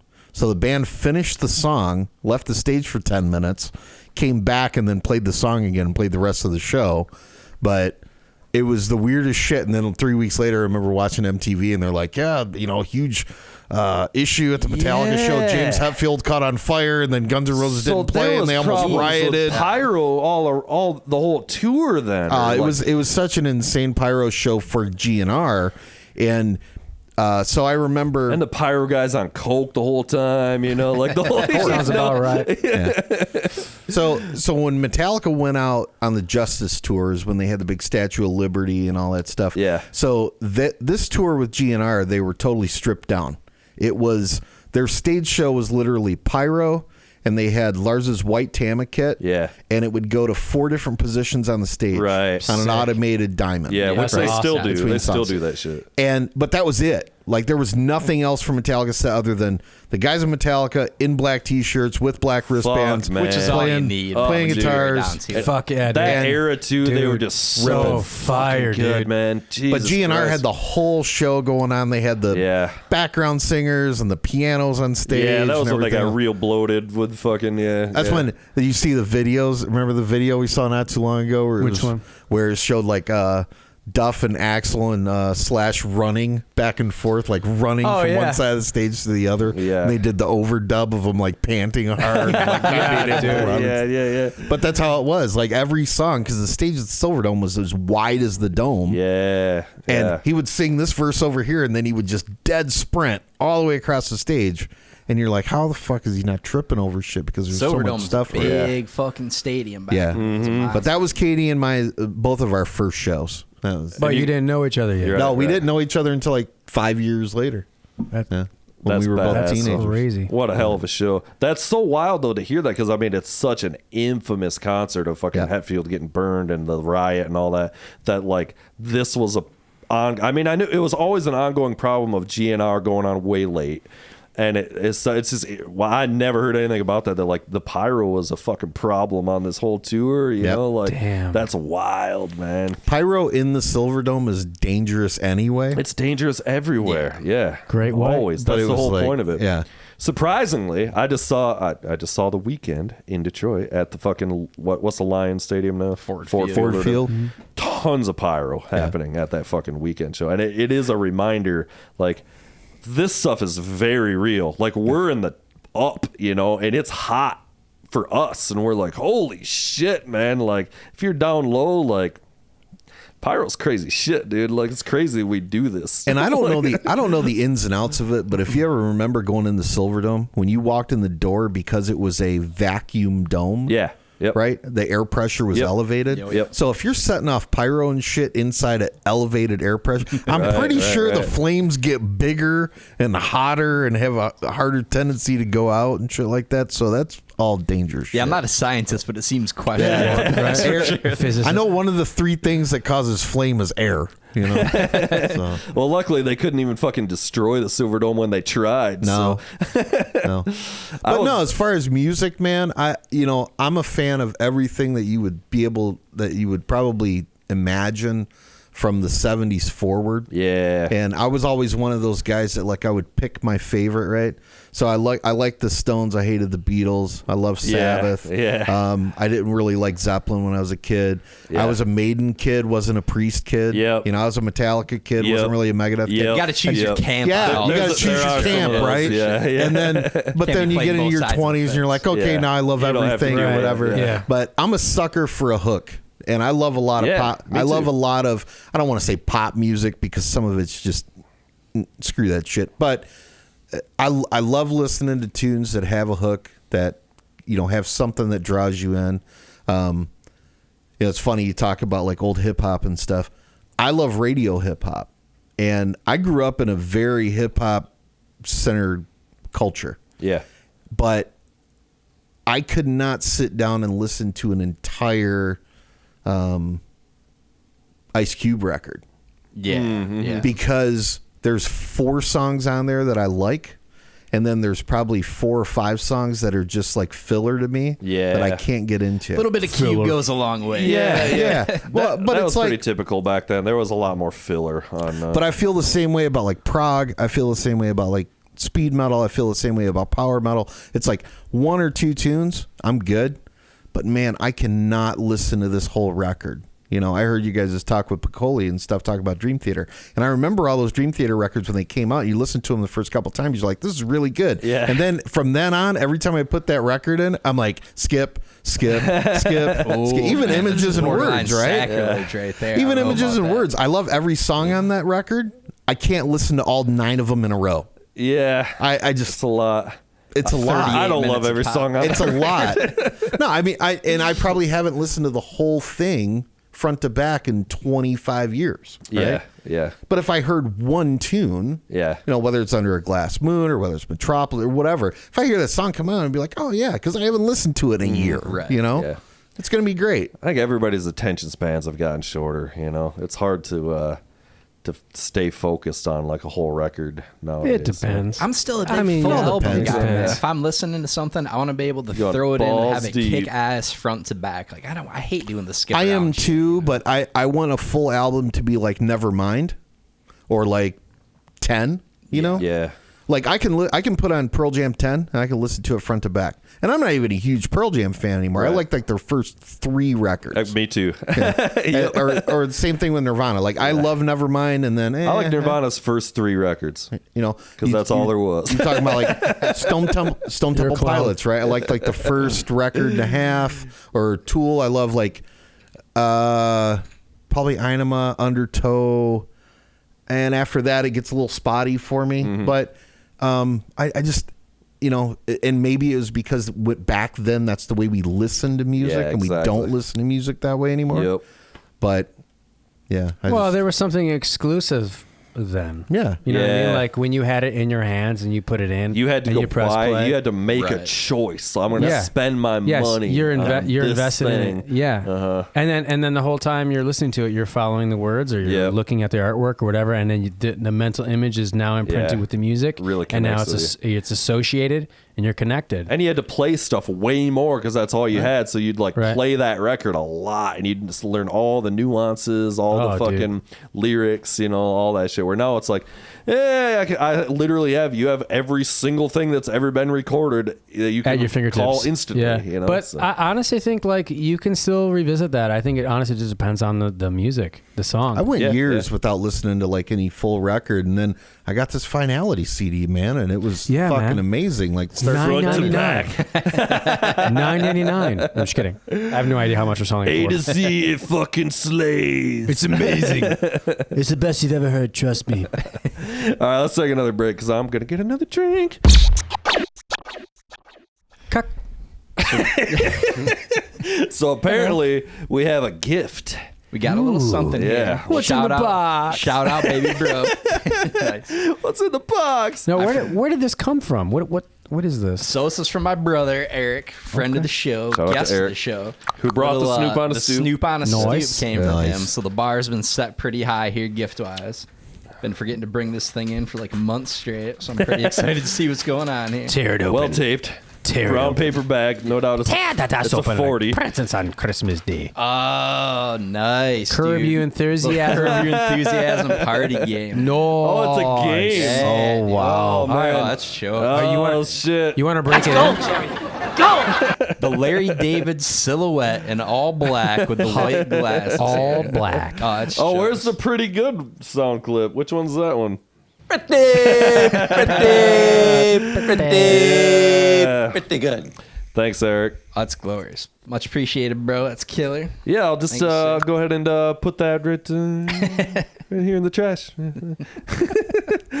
All right, Hot. let's get into it a little bit here. Listen up, man. I've been really, really busy lately. Sure. You seeing all the work I've been putting into this place? Got to take a lot of man hours. It's kind of got to Bro. detract from the time it takes to keep Bro. up on current events, if I'm not It's mistaken. so hard to stay up on what is going on in the world. So hard. I gave Mike a wink. So hard. So I was hoping that we could find out, kind of figure out what's happening in the world right now, man. Finger out. Let's get it going here. Let's All right. educate the people. Let's hear it. The Dangerville Podcast presents News of the World. You're going to want to go ahead and drop that bar way down from the news this week. pretty gentlemen. rough this This week. is Nice. I only This got a is- couple. This is not good. I've got an abundance and they're all terrible. All right. So first up on the docket, we've got Puerto Rico breaks the world record as baseball fans go blonde. Okay. Oh, yeah. So on Friday, Puerto Rico broke the Guinness World Record. Shout out Guinness, drinking it right now. Ayo. For the most hair dyed, with 192 men going blonde to support the Puerto Rican team vying to win the World Baseball Classic, which is going on right now. Most hair Fantastic. dyed? What does that even mean? Like, the most people with dyed blonde hair for They're for not like one thing? They're not There's dead. more people in this county with dyed hair. Well, I think they all went there and did it on the same day. Okay. All right. Let's not let logic get in the way of a good story. And my good story Go being ahead, terrible. go ahead. All right. So the record is currently under protest as the former holders of it believe that for the new record to stand, the carpet should have to match the drapes. Oh. Seems reasonable, right? That math checks out. Sounds painful. I was thinking fucking like, you remember when Eminem had all his dudes dress up as Eminem on the MTV Awards? They yeah. all dyed their hair blonde. Oh, There I had to be forgot more than about that 200 shit. people right there. I got to raise my hand and admit I did the bleach blonde thing for a year. It was not a great decision. It was not the best look. wow. Pictures or it didn't happen. My prom picture, bro. That's hot. Unfortunately, Was it yeah. you Oh, frosted tips? Did you frost the tips? I can or just neither full confirm blown? nor deny these wild Dude, allegations. you should go of back to tips. frosted, dude. Frosted you need to tips. frost- Be a good look. You That should could be a good frost your look. beard. That's the move right there, baby. Oh my I get god. down with that I one. think the first three people I realized had like bleach blonde hair was like my mom, Dolly Parton, and the natural Butch Reed. That was like Nice. All right, Bitch, Reed. here's what I got. You ready for this one? Yar. I'm so fucking drunk I can't even read this shit right now. Perfect. Russian pilots awarded with downing U.S. drone. Did you guys see this in the news? Yes. No. Of course. The Russian defense minister has presented awards to the pilots of 2 fighter planes that intercepted a U.S. drone near the airspace around Russia's military campaign in Ukraine. Okay. So why would they get they got an award? So Yes. the guy, because they shot down this fucking drone. Okay. Yeah. So No, they didn't shoot it down. Or they must They have. clipped it. And at first they claimed, oh, it was just a mistake. But now they're getting an award for a mistake. Really? I didn't hear. Holy doesn't make shit! any sense. That's hilarious. So they took a $1.5 billion Russian jet, and at 22,000 feet smashed it into a fiberglass remote control airplane. It's funny that you guys know way more about this because I literally read the headline. It's international airspace. So later that night, former President Barack Obama was spotted under a lonely streetlight pouring one out for his fallen homie. That's just a die. That's just His poor I don't even know what to drones. say about that. His poor drones. Obama. See, Russia's trying to. Russia's just trying to see how. Russia's just trying to see how far up on the fuck around and find out scale that they can go. Yeah, there's some real Red Dawn shit going down right now, boys. The hell was that? All right. Next up on the docket, we've got There She Blows. Canadian woman wins Key West conch contest. Yeah. What does that mean? Conch blowing. So conch shell. You sure you don't mean wow. cock, So we cock blowing? wait for it. Wait for it. What do you mean? Wait for gotta it. wait There's for only it. one Show me the direction money. this terrible joke's going. So a Canadian woman and a pediatric cardiologist from Georgia won the women's and men's contest at Key West's annual conch shell blowing contest. This what? Yeah, the audience was also shocked to see Kim Kardashian take the stage, who stood quietly with a confused look on her face for several seconds before finally saying, "Oh, conch blowing contest," and quickly exited. Yeah. Oh my god, They're just increasingly terrible. I'm not gonna lie, they're all zeros. this is good. Yeah. All right. Did you hear about this shit? An elite women's college votes to admit trans men. Wow, I did not hear about You got this is where we get canceled, boys. You ready? Go for it. Strap in. Go for it. Students at the Wellesley College, the elite Massachusetts women's college that counts Hillary Clinton and Madeleine Albright among its alumni, Hot. It's very hot, right? Oh my god. You know those when two you were say Hillary, scissoring. I just get all Hillary and hard. Madeleine Albright were scissoring for God. sure. They voted Tuesday night to make transgender men eligible for admission. I, as a professional journalist on this podcast, reached out to Josie Smith, the first transgender student who was admitted into the school, and asked her, "What do you plan to study?" She said, "I really have no idea. I'm just here for the pussy." Hold on. That's hot. Oh, it's good stuff. That's super hot. And canceled. I just asked Josie for a dick pic. It was a good run while it lasted, gentlemen. I don't think that would get you canceled. I really don't think.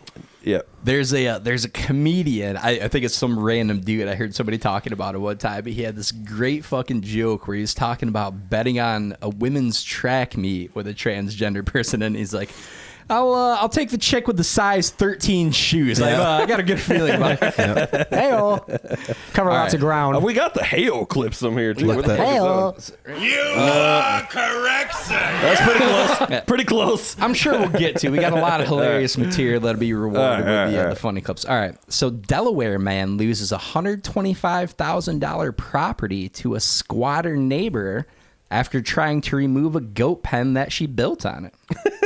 Okay. Damn. Go. So a Delaware judge ruled against a man trying to sell what he thought was his property, instead siding with his neighbor who had built a goat pen on it 20 years ago, which still occupies 2/3 of an acre. And he awarded her squatter's rights and said it's hers. The guy fucking lost his land, couldn't sell it. Damn. You got to Amber- fight it right away, bro. You can't let it gotta get on that fester. shit, dude. Yeah.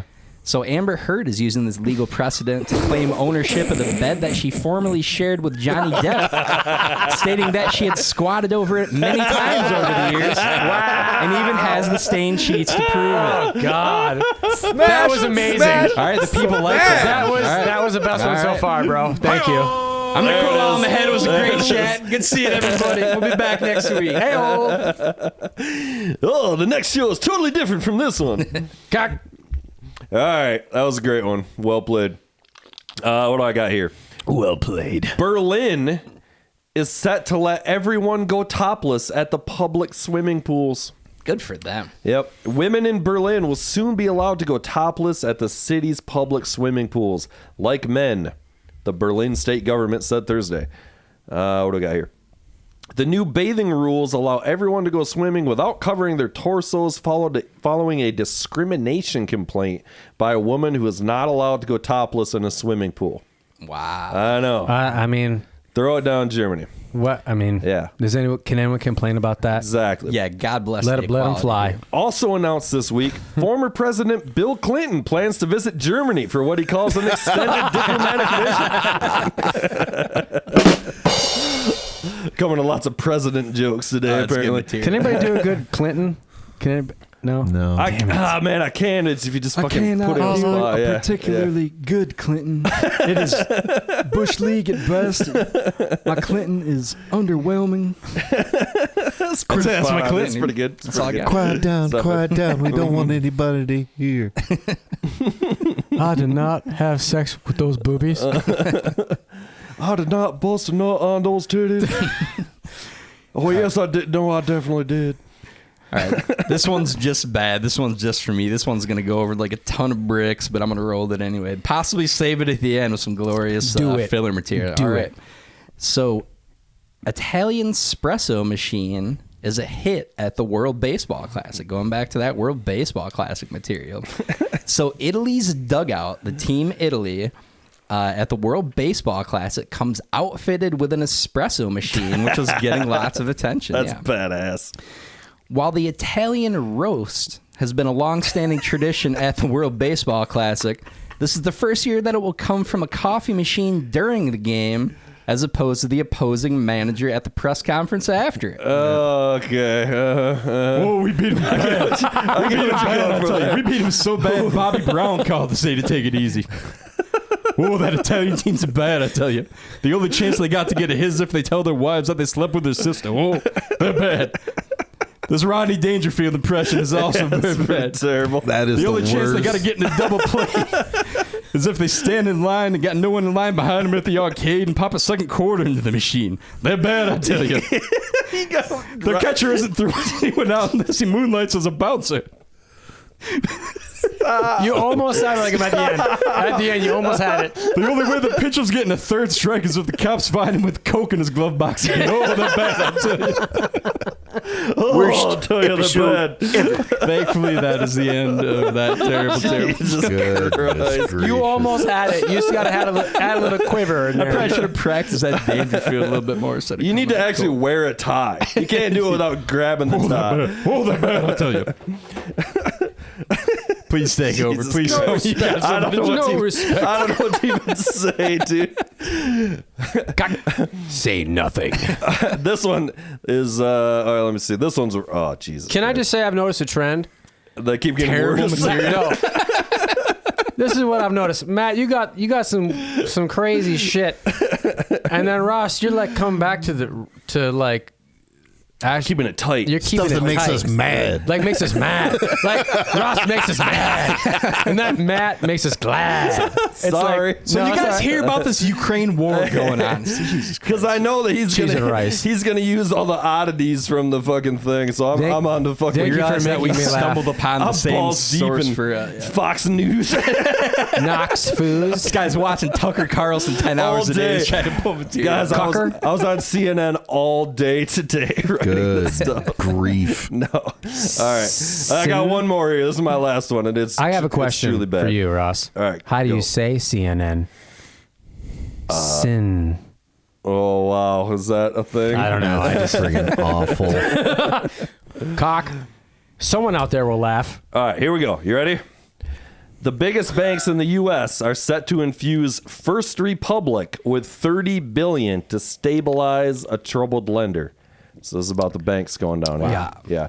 The biggest U.S. banks are banding together to rescue beleaguered San Francisco lender First Republic with $30 billion of uninsured deposits in an unusual joint effort to stabilize a rival and restore calm following a volatile week. Okay. Pretty wild. The same conglomerate of U.S. banks also plan to bail out boy band One Republic after lackluster sales on their most recent record. Nice. Let's go, Jeff. Go! That's it for me. I figured you were going with the One They both Republic. Let's have, give it to you. they have Republic in the name, so they're connected. They're the same. Hey! Hey! All right, we got a few more to grind through here, gentlemen. Stick with me. So the CDC warns of a drug-resistant stomach bug.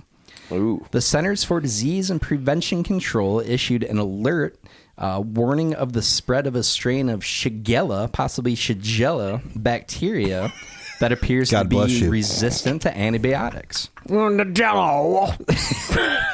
Oh, the Shigella with the... You put the drugs in the Jello, and then you eat the Jello, and then they rape you. That's far better than my Dangerville impression. Tip of the cap to you, sir. No respect. So the CDC's alert says that shigellosis causes inflammatory bloody diarrhea, abdominal cramping, and closely mimics the punishing symptoms experienced after a meal at Taco Bell. Wait, that's not just normal? It is if normal. you're going with that 5-layer burrito at Taco You Bell. wait, you bro. guys don't bleed when you shit? If you eat Chipotle, thought that was- Chipotle all the way. Chipotle Let's get the Chipotle away and clean the shit out of your underwear. Clean the blood out of your underwear, Kyle. Scream real loud into my ass. All right, let's You got see. more? I got more. I got right. more. Let's see here. I'm debating on this. better- We'll probably buzz past Oh this. yeah, Look. no, One put more. it out there. Come on. All right. Oh, I'm going with all of them. It's all All I'm right, going bring it. with. All right. So this one's just bad. All right. Harebrained scheme. Man busted for illegal hair trafficking. Okay.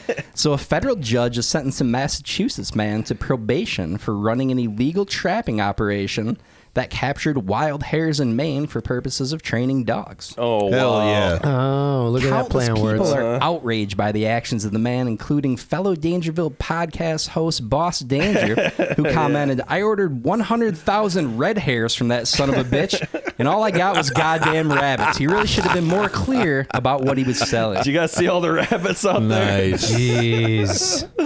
All right, we That got really two hurts, more. man. We got two more. Yeah. That one dug deep. Hey man, bald is a choice. All right.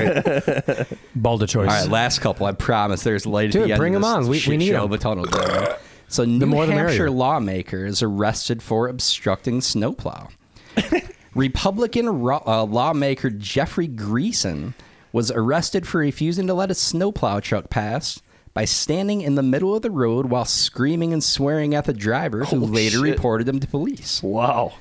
While the reason for the outrage is still not known, sources close to the situation speculate that in addition to the snowy New Hampshire roads, the driver was also plowing Greason's wife. But in all seriousness, so I guess the dude, they were like interviewing him, the snowplow truck driver. This other guy's flipping him out, giving him the bird, fucking just going ape shit. He's screaming, "My driveway ends here. It ends right here. Push it out of the road."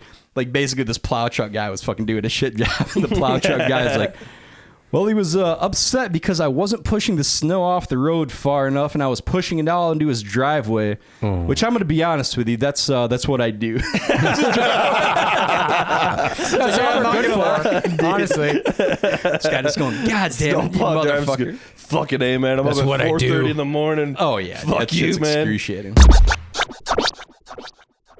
Between Brendan Fraser and It's Fraser. whatever, and like Just kidding. Renee Zellweger What? and What did you just call me? She's still a thing? I don't know. but you gotta give it up to these actors and actresses who are literally, they're Hung? willing Big boobs? to gain as much weight as I've gained in the last 3 years of life to be complete fat fucking slobs on TV and in movies. Hey, Nap, there's no shame in being ginormous. we talked about superhero movies earlier. My favorite part of the last Avengers movie was the fact that Thor was a fat drunken slob. To gain that much weight or to lose that much weight, man. Like Christian Bale. Christian Bale, bro. You remember that dude. shit, Well, dude? fuck yeah.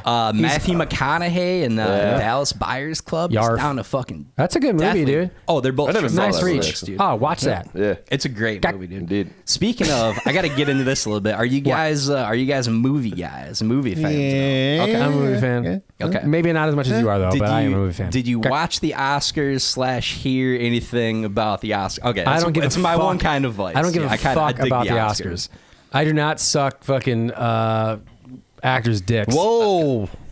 I love Yes, it. you do. I get down on it. I like to see who wins the awards. I only suck I used to love actresses' the Oscars. dicks. Did you guys watch any of the shit that's been up for like Best Picture? Did you guys catch What was any up of this that year? stuff? I didn't see the Everything Everywhere All at Once. So whatever that it was is. the big winner. I've Yeah. not seen that. That one fucking cleaned up. I saw 3 of them. I caught that Elvis flick. Never seen it. I didn't see It that was either. pretty badass. It was a Baz Luhrmann flick. It's pretty over the top. You did Moulin Rouge and a bunch of crazy shit like that. I heard that Gotcha. movie was like really good because it was like they paid a lot of attention to detail on like the set and all that shit. Like, Oh, the- yeah, like yeah. they didn't make the Back to the Future mistake where 1955 he's playing a 58 fucking 335 or Right, whatever, right, you right. know. Yeah, it was yeah, yeah. appropriate Like for it was the time. it was Yeah. very very time appropriate, like the Yeah. instrumentation, Attention to and like visual details. Yeah, That guy's yeah. fucking thing that he's known for. So that was a solid flick. I caught that Banshees of Inisherin flick. Oh, you were shitting on which that was already. utter dog Yeah. shit. Let me just say, It was unwatchable. for someone who is into movies,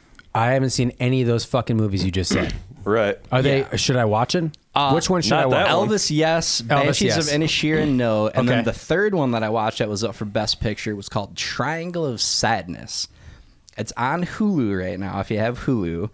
Triangle of Sadness was fucking choice, man. Love me this flick. So one I of like my the big name. bitches, I was kind of going off on it earlier. Did you cry? One of your big bitches? One of your It's fat hoes? one of my one of my fat bitches. No, the superhero movie thing. I've been over it for a long time, man. Bro, Like, Shazam, bro. Shazam's coming out. You got to stop everything. Go see Shazam. Jesus. Fuck Shazam. Zachary Levi or anything. I don't know. The Shazam guy, but it just takes away everything, man. And to the point earlier, it's like all fucking movie theaters want to do and all, the studios want to do is crank out that shit because they know it's going to hit. Right. In any It's event, kind of like pro sports. this is, but this is like a truly original flick. It was kind of broken down into 3 parts. I won't get into it, but definitely watch Triangle of Sadness. And some Sounds like- Matthew McConaughey, or not Matthew McConaughey, Sounds Woody like a, Harrelson. Well, Woody Woody. Harrelson in there. I thought it was like the last Tori Amos record.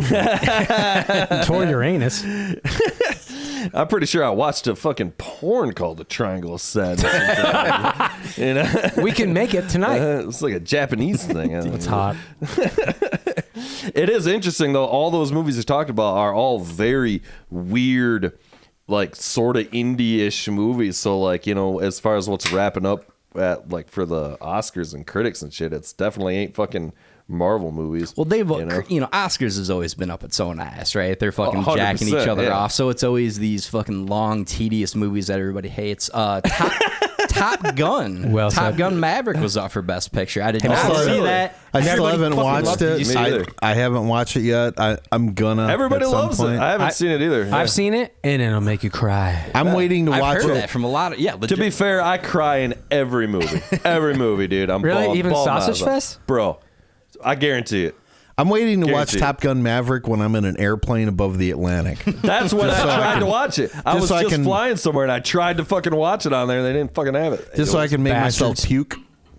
The two best Oscar movies I can remember in like the last 20 years, might even be more than that, were of course like Training Day, which Training Day was was fucking choice, like, phenomenal, and Crouching Tiger, Hidden Dragon. Remember that won like all the Yeah. Oscars, and everybody was like, "We don't want to watch this goddamn thing." So that's was a when good I movie. figured Really? out. People said that? Yeah, that's when I figured I don't out. remember anyone saying that. Dude, I watched the hell out of that. Oh no, like people like they're I had normal, a huge poster. One of those normal, Who said, yeah, yeah. I don't want to watch that movie? Who? normal people that weren't us. But Okay. but I remember Is this I an Asian finally What the thing? fuck?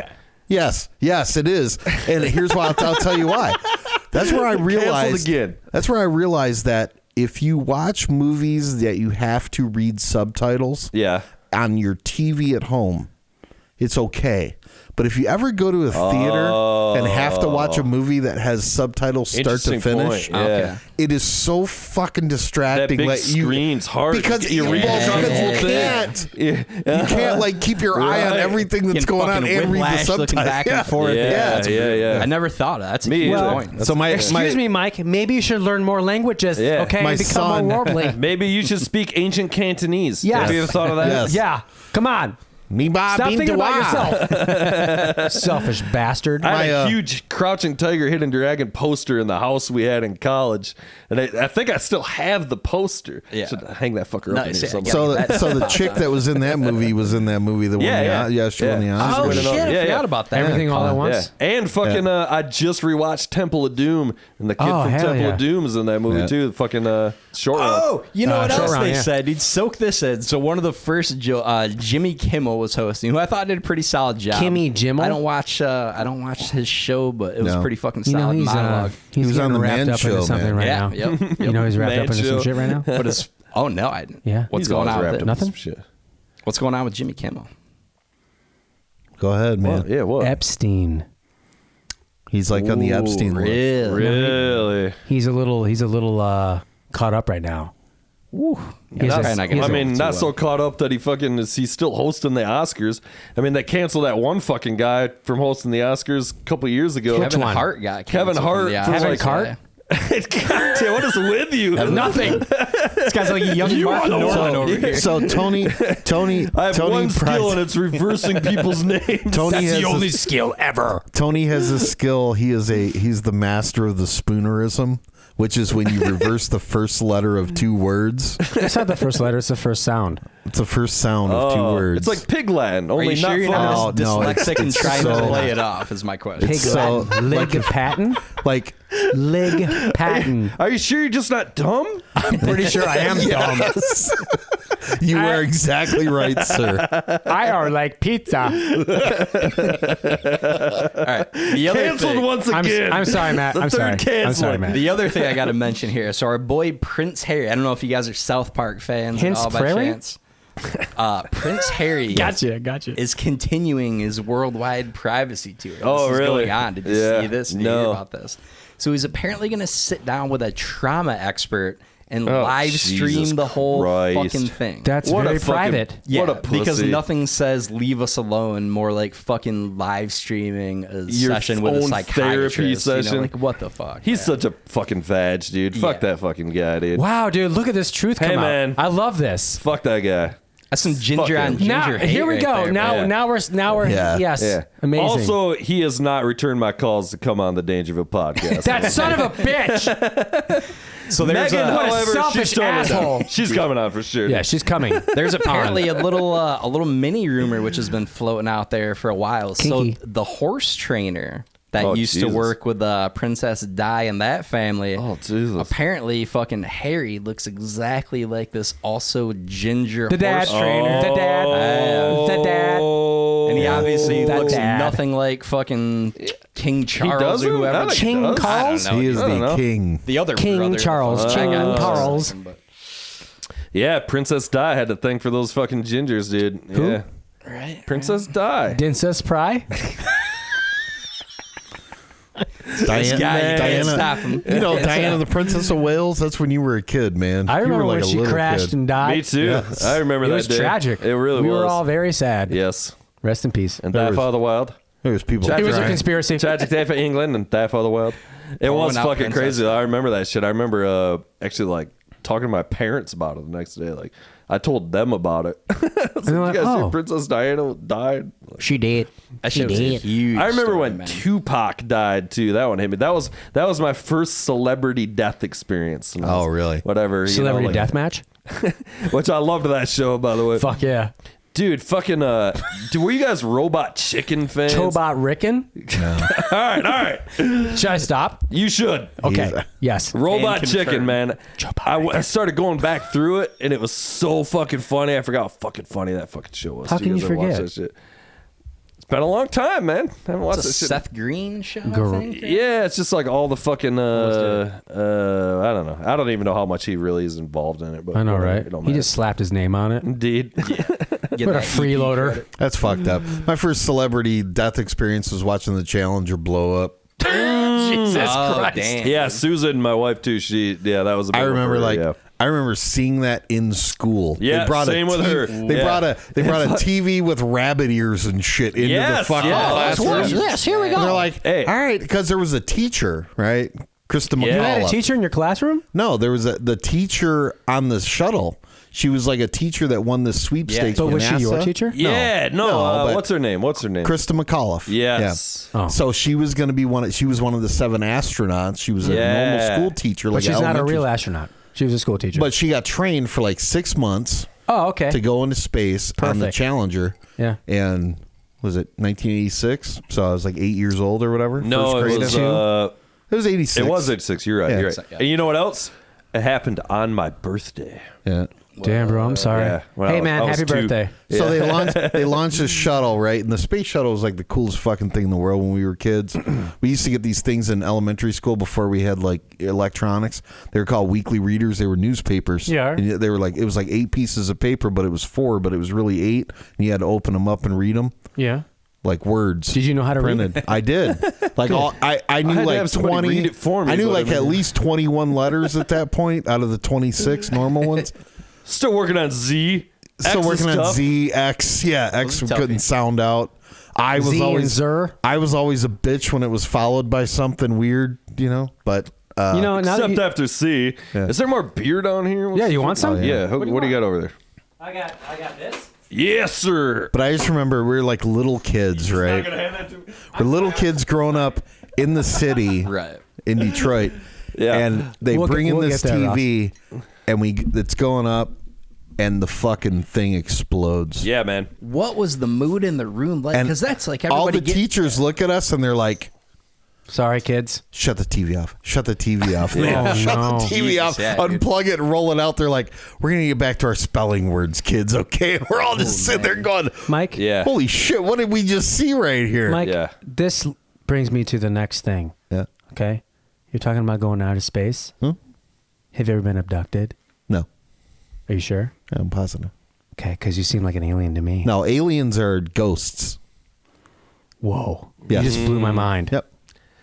So ghosts are aliens, I should say. Ghosts are aliens. People that think they've seen ghosts are actually seeing aliens. Explain. It's far beyond this podcast. Why? no, No, it's not. No, That's it's my what are you belief. talking about? It's a Dangerville podcast. We talk You're about- supposed to tell We're us. huge UFO weirdo fucking guys. Let's I- do it. Let's so do it. I believe that there are beings that exist beyond the 5 common laws of human physics. Okay. And when we see ghosts, or when we report to see ghosts or apparitions or things like that, whether it's in dreams or consciously, it's actually alien beings, whatever beings means, and their dimensional recollection that are like when people say, oh, I had deja vu and I saw a ghost of somebody doing what I remembered 20 years ago. My thought process is that either A, they're just having a vague memory, or B, they're actually seeing an apparition or some kind of alien being that is taking something from their subconscious and Playing it back. playing it So back. that's how you would explain it, as being like, because it's like, okay, well, what if it's my Aunt Harriet? That's so you're saying it's projecting back some sort of fucking thing from your own subconscious. And from your own internally, some kind of internally programmed recollection that goes back generations beyond birth that we don't yet understand as biological beings. Mike, I never knew this about you. I never knew you were this deep into the mother lode. Genesis, play it. Science only understands what science has already been able to prove. That's a fair point, man. That's Cock. that's super. I don't know that I've heard anybody have that kind of theory about that. That's wild. The other theory. And for somebody as fucking practical as me in everyday life to say something like that is kind of fucked up. Let me ask you this, Mike. Yeah. As another parallel Yeah. theory. Yeah. What if it's your own mind creating those things instead of some outside thing doing it? Okay. That could be true. It could too. be? Yeah. Okay. So it's an extra dimensional being is making you have this theory. You'd be reincarnated. Yeah, it's making you think that. I'm not a big proponent in the idea of reincarnation the way that religion explains it. There's some fascinating stuff there though too, man. When you get down into those crazy fucking like the kids that have their fucking that have all these memories of past shit. They're like, yeah, I used to live there. No, I think that shit. that could be an unlocked thing in your genetic makeup, right? And I use genetic loosely. Yeah. Our idea of genetics is strictly based on chemistry. Mm-hmm. So you're thinking more archetypal. Genetics could be beyond our understanding of chemistry. Genetics could be generational, that's passed down through some kind of connection we have through our birth line that's not based on chemistry we understand. Yeah. Right? Yeah. Oh, no, I totally believe that. You know why? I never knew that You know about why? you, Michael. Because 1,000 years ago, the fucking world was flat. That's Right. why I believe that. Right. Right? But now it's flat Our again. ancestors didn't know shit. Wait, it's flat again? No, it's only Haven't flat. you heard? It's only I thought it was man. dinosaur shaped. it's only flat. It's only flat again for idiots. There's a different. I shit you not. I know people who think that dinosaurs didn't exist. Really? Yes, They're I called know Catholics, people. right? I think. What? So they're called Catholics, I think. No, not all. I don't know because They're called my dad called First Baptists. my dad was raised Catholic, and I mean he's not like crazy just like that. breaking balls, yeah, I know, but I don't know. Anyways, I don't know where I was going with that. Well, it's funny. Like if you ever go into the scientific community and you go, "How do you guys approach people that don't believe in fossils and things like that?" They say it's not that they don't believe that the fossils and the bones and the artifacts exist. Yeah. They don't believe your theory of being able to carbon date it, yeah. Right. Well, it's also the whole thing of that. It's just the devil put him here to trick you. There's that. yeah, too. but that's so Yeah. shallow. Well, of course you can see through that. Well, of course, but that's what a lot of them say. Yeah, which but is absurd. Like of course, that may be what they say, but a regular person be like, nah, I don't care. I know. Absolutely. I know very smart people that go, "I don't believe in evolution." It's like, fuck off. How can you not Right. believe in evolution? Even top tier people within the church who are educated at Oxford and shit, they all fucking know about fucking evolution and shit. They just don't pass that down to their flock. You know, I gotta honestly. say though, man, your theory, it's interesting though, because with all of the shit that's going on around like quantum physics and all of this study, like it seems like it's pretty much confirmed there are maybe not other quote unquote dimensions in the sense of like other craziness out there, but there are more dimensions than what we seem to know about. Well, why feels wouldn't like, there right? be? hey, And you're- also, think about like the way bats see the world versus the way a lion sees the world versus everything else, Or an right? ant. Sonar An versus like infrared. And we can't Yeah. see infrared, but it exists, right? Because the brain over time adapts to whatever the best way to survive is, right? And when you're trying to not get eaten by fucking tigers, you kind of focus in on the shit that you see. Right. You tend to block out the other stuff that's not as important, you know, ultraviolet waves. And we can't see all that shit. Right. But it doesn't mean that it doesn't exist, right? So, So number one, True that. number one, you're welcome, and number two, guy. nobody's fucking listening to this podcast anymore. Tuned in to hear about music. Nobody was listening to the, in the first in place. fairness, bro. yeah. So should we go back to the music? Or we what lost should all do? 15 of our listeners. Before we do, look at this guy. I'm adding to the studio What here. is this now? What is this? All right, see what this is? Elizabeth Taylor. Elizabeth okay. Taylor. Cool, right? A young, smoking hot Yes. Elizabeth Taylor. What With this- huge tubes. What this actually is, yes, Is? what this actually is. You see that says aboard a UFO. Yep. This is the original publication of the Betty and Barney Hill abduction case. That's the most famous abduction case in the world. This is the magazine that published the original thing. So this is kind of like the story that kind of brought UFO abduction into the What year is that? public zeitgeist. 1966, I Yep. believe. Makes sense. It's a very cool magazine that my dad found awesome. for me somehow and thought I would enjoy that. So it is now framed, which Susan framed it for me. That's And batching. Also, Smoking Hot Elizabeth Taylor on the cover, which is very Bam. cool. But it's a very cool old magazine, but it has the original Betty and Barney Hill abduction scenario. So Ross, give us your UFO alien thing. Bro, I don't have a thing I subscribe to as far as like this is what it is.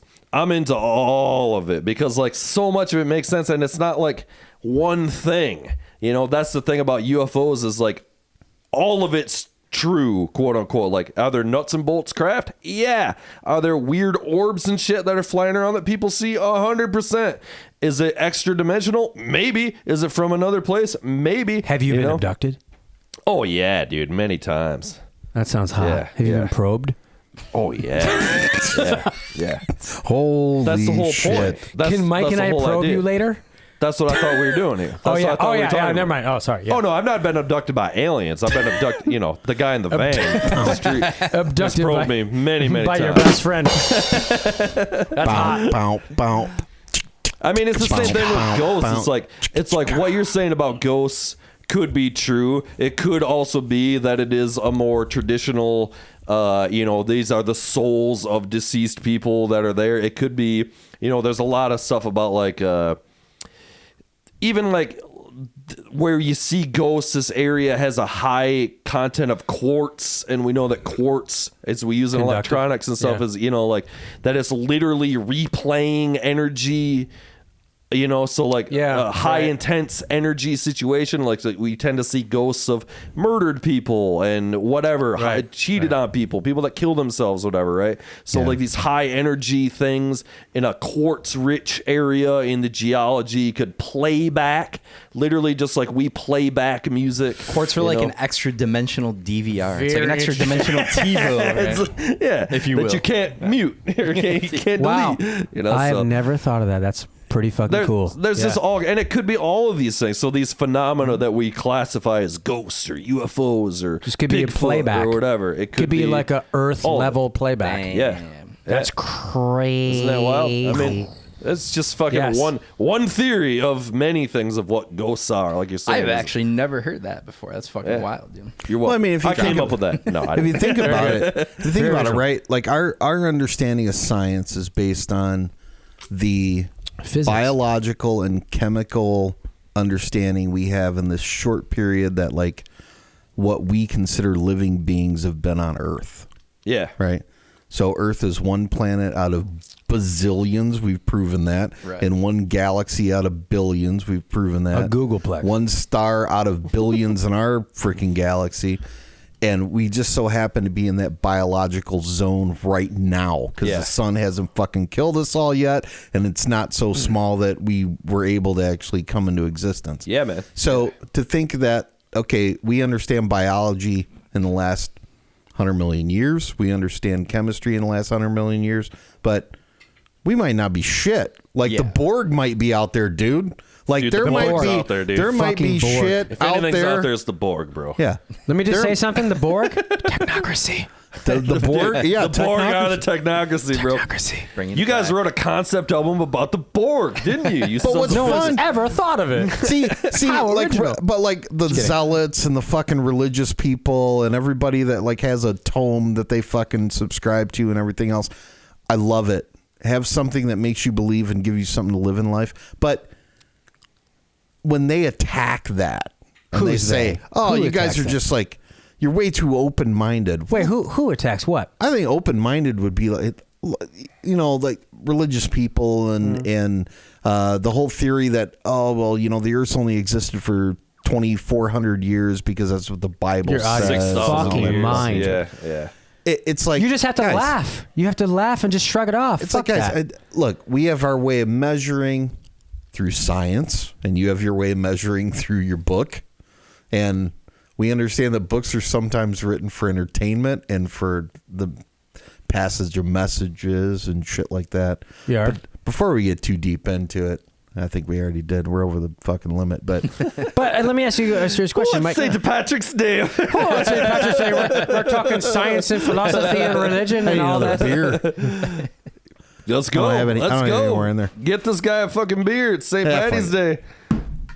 But no, I just think it's fucking exhilarating to think about shit like that. Like, Anytime I think of, man, there's shit that I don't fucking know. Yo, That that's the doesn't best scare. part. That doesn't scare me at all. It's That's like our favorite thing in the fucking A, world. The right? scary thing is You know? thinking that like we've got everything figured Yeah, out. What a that's fucking ridiculous. boring Yeah. state of 10 affairs. years ago, There's 10 no years way. ago, we Yeah, thought. fuck that. Yeah. 10 years ago, we thought only the federal government knew how to fly into fucking outer space, and now every Tom, Dick, and Harry with $1 million and a couple fucking As the way it should sparklers be. is finding a way to fucking launch as shit it in outer fucking space. should be. And I love it. Yeah. Launch that shit. It's awesome, man. Get it up there. Fuck yeah. Get it up. That was a dick joke, I mean, by it's the the way. only time Jeff Bezos has been able to get it up. Baff Jazos. Let's go, Jerry. Go! It's stupid. Like, real Bezos. wisdom is knowing that you don't know shit. Yeah. That's the You're damn bottom line. right. My Yep. favorite thing in the world, my favorite thing, the bottom line of it all is the mysterious. Like, you know, like you talk about UFOs or whatever, ancient history, mysteries of history. Like, fucking, we've been watching that fucking show about the plane that disappeared that's on Netflix, which we're going to talk about more next week. It's just like whatever's fucking weird. Like, what the fuck happened? Like, that's the favorite thing in the fucking world, It's dude. the most interesting shit, man. Like, Dude, how there's- fun is it to go Ditto. over There's things that are half just of our like nailed planet down. that we've never explored. The ocean. Yeah, Yeah. man. And the Yeah. ocean.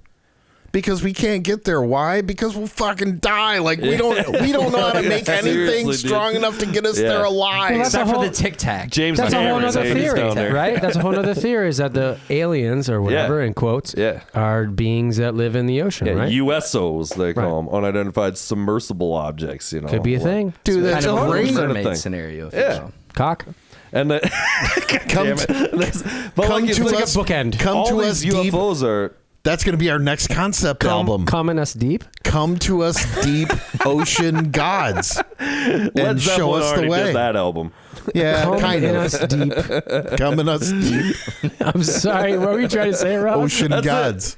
That's it. Coming us deep. Ocean In my rods. dreams, you're blowing me kisses. Comma kisses. Do you guys remember in Ghostbusters? Yes. Fucking, there's a small clip in Ghostbusters everybody forgets about when fucking Dan Aykroyd is Aykroyd, like, yeah. he's like dreaming, but he's like fucking this Yes. ghost. And they she's always- undoing his belt? Yeah, they always Yeah. cut Getting it the out Hummer of the from the fucking ghost, TV yeah. version No, or whatever, dude. but like, No, it's that's stapled in my classic brain. scene, dude. Yeah, it's great shit. So He gets a funny, dude. blowjob from a ghost. Yeah, he It's does hot. that cross-eyed. Yeah, dude. That's so hot. great. Did that ever happen to you guys? All the time, dude. Hot. Yeah. Twice. Never. Have you guys seen Scary Movie 2? Not for a long Which one's the time, one with but the yeah. guy with the hand, man? That's Scary Movie 2. Yeah, that's the yeah. So the one bitch, she gets railed by the ghost. Yeah, and all up and down the Oh, ceiling. yes, and exactly. shit, Yeah. She's wearing those panties. They're that's like from last week. Wednesday. Yeah, and yeah, he looks yeah. at the calendar. He's like, and it's Friday. He's like, what the fuck? He's like, oh, fuck it. And he just like does it anyway. I love the dialogue. The one bitch, she gets railed by the ghost.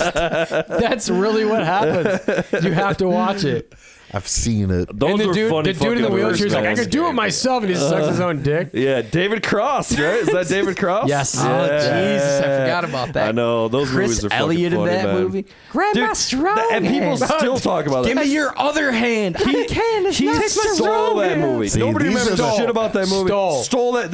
He's only in it for 10 minutes or whatever. And he The scene where they're steals it, eating, dude. the scene where they're eating around the fucking table. Dude, when he comes in like, and "My the germs." mashed potatoes.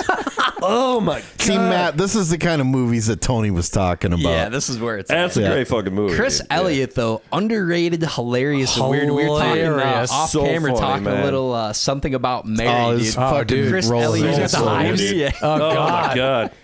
So good, man. So good. What a fucking twist. Ross, do you remember What a when he had twist. that show on Fox back in like the late 80s, early 90s? Oh, no. Chris Elliott had his own know. show called The Chris Elliott Show. Yeah, yep. Wow, no. This is back in like the Married with Children Simpsons Right, days on right, Fox, right. where everything was just a dog shit show on Yeah, Fox. yeah. Tracy Ullman and yeah. shit like Tracy that. Ullman show. Yeah, well, that's where The Simpsons started. Yeah. The Chris Elliott- Simpsons is our favorite shit, like of all time. Like Kick ass. the first who's like your- 12 seasons, like Gold, man. Boner. it's funny as shit. That's why all this is fucking crusty. It's all very shit, crusty, dude. yeah. That's awesome. Still my favorite fucking shit. in Yeah, the world. Chris Elliott had a show on Fox back then, and it was so ridiculously stupid. Carlin had a show on Fox. Wow, I do not remember Yep. that shit. I never really watched Married with Children either. That was kind of like, Oh, dude, if little you bit get a before chance, a little bit before my time. Watch if it. you get a Right chance, now. it's on like some of the classic cable networks. Yeah. My wife loves Married with Children, which is why she's my wife. Hey, Ross, can you pass a bottle opener? Well, that Hell was no. one of the She first is- really controversial shows, right? The- Like all the shit they did in that The show. burns on that show Ed O'Neill, and man. Ed O'Neill's everything that is so PC incorrect nowadays Right. is so fucking funny. Yeah. All right. And Anthrax was on the fucking They show. were. They jammed in the living room, Yep, right? they Yeah. jammed in the living room. Can I just say something about this Yeah. PC thing real quick? Yeah. Why the fuck do we have to be PC in those We mediums? don't. We don't, right? No. So why why even like mention it then? Because that's what it is now. well, Because the zeitgeist is now that. Wait, but right? can you explain that though? No, because people of authority will cancel you? Literally, we've been canceled 3 times tonight. yeah. Come on. But beyond canceling, right? It's like, I've told you, like, you know what I do during the day, right? Yeah. If those people heard me carry on like we carry on in the band room or Whoa, on that's chat, a different story. It's not though, because like I said, it's the same way we Kinda carried is. on when we were in 7th grade. When you mix Dan Faze in that, Well, it's a little different. well, okay, but it's the same way we carried on in the 7th grade, and it's the same way that if I get around certain friends, we don't filter ourselves in certain public. Yeah. Right? Okay. Yeah. Same thing with Married with Children. You watch Married with Children, and you hear like, even, you know what? And I'll tell you the best show for this. Yeah. It's fucking weird, but it's funny as shit. So I have a camper in Jackson that we go to in the summertime, and we only get like 10 channels in their network TV channels. Okay. And one of the shows they show a marathon of on Sunday morning between like 8 a.m. and noon A marathon of what? is Saved by the Bell. Oh, shit. yeah. Oh, baby. Saved shit. by the Greatest show Bell. ever, You guys dude. into that? Oh, fuck, Oh, yeah. dude. Come That on. was right. How old in are you, my Matt? wheelhouse, How old are baby. you? 38. Almost So, 39. Ditto, so bro. Saved by the Bell is the most un-PC show ever. It There's is pretty nerd fucked up. shaming. Oh, yeah. There's fat shaming. Zach's an There's asshole. freaking literally every show starts with the nerds getting picked on, the fat girls getting made fun of, the jocks making fun of the fucking preppy boys, Going after the girls getting cheerleaders. talked about how Yep. fucking hot they are and Yep. shit. Yep. Every stinking show. Screech gets thrown in a fucking trash Yeah, can. But he into has a fucking- humongous fucking dong. Well, they don't say that. don't on say that. that on the That came out later. That came out later. Look, if you're going to pick on the dork, just remember he might have a huge cock. Like Don't the biggest forget. irony of the whole show was that the class president, smart feminist girl Jessie, ended up going out with like the jock, fucking yeah. chauvinistic pig Slater, right? Right. Like that was one of the biggest like deals in the whole show, like the ironies or whatever. Okay, so the moral of the story is they're But- portraying reality. but that's the whole thing. Like Yeah. if you could not make that show today. True. But that's they would never fucking- let it you on could air. They not. would never let it on air. So they the wouldn't let censor- married with children on the air. Yeah. So the censorship is it's just not mainstream. You're not. anymore. Yeah, it's you just not mainstream can't, anymore. You can't Is that get it? away with well, that shit. and it's like mainstream has changed it too. It's just not network anymore. Because I mean, like not mainstream network. now It's is not like network. Joe Okay, Rogan's got it. got the biggest single media platform in the world, and he's not PC or gives a shit about anything at all. There's a real You know? easy, So- practical answer to this, which is it stems from dollars across the board, right? It's Yep. big That's companies what it all does. Yeah. Good are point, man. terrified of being attacked and shamed and the outcry that is now so easy to get out there, right? Because Yeah, before, if you social got media. offended by shit, Yep. it's little pockets of people talking behind the scenes. Now, you get one person that blows something up on Twitter, fuck this company, that catches fire. Because of that drives this whole thing of like, let's keep it all within the lines here, Yeah. right here, so nobody's going to get Boom. pissed off. We're not going to lose advertising dollars.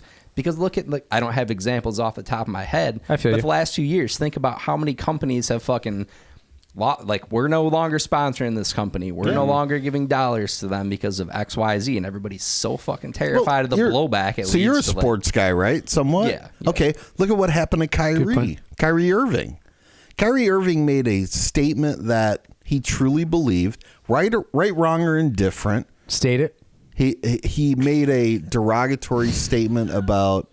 Can you just say what he said? It was essentially anti-Semitic.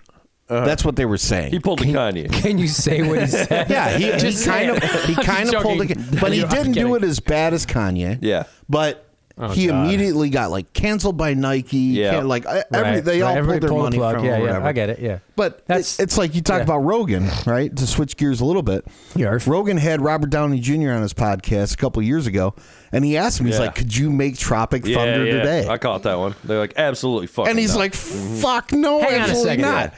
They've been trying to get Ben Stiller to fucking apologize for that movie. He's basically. not. He's like, "Fuck you guys." Okay, I'm good. apologizing. So That's here's great. the other thing that I like. Just for the yin, there's always a yang.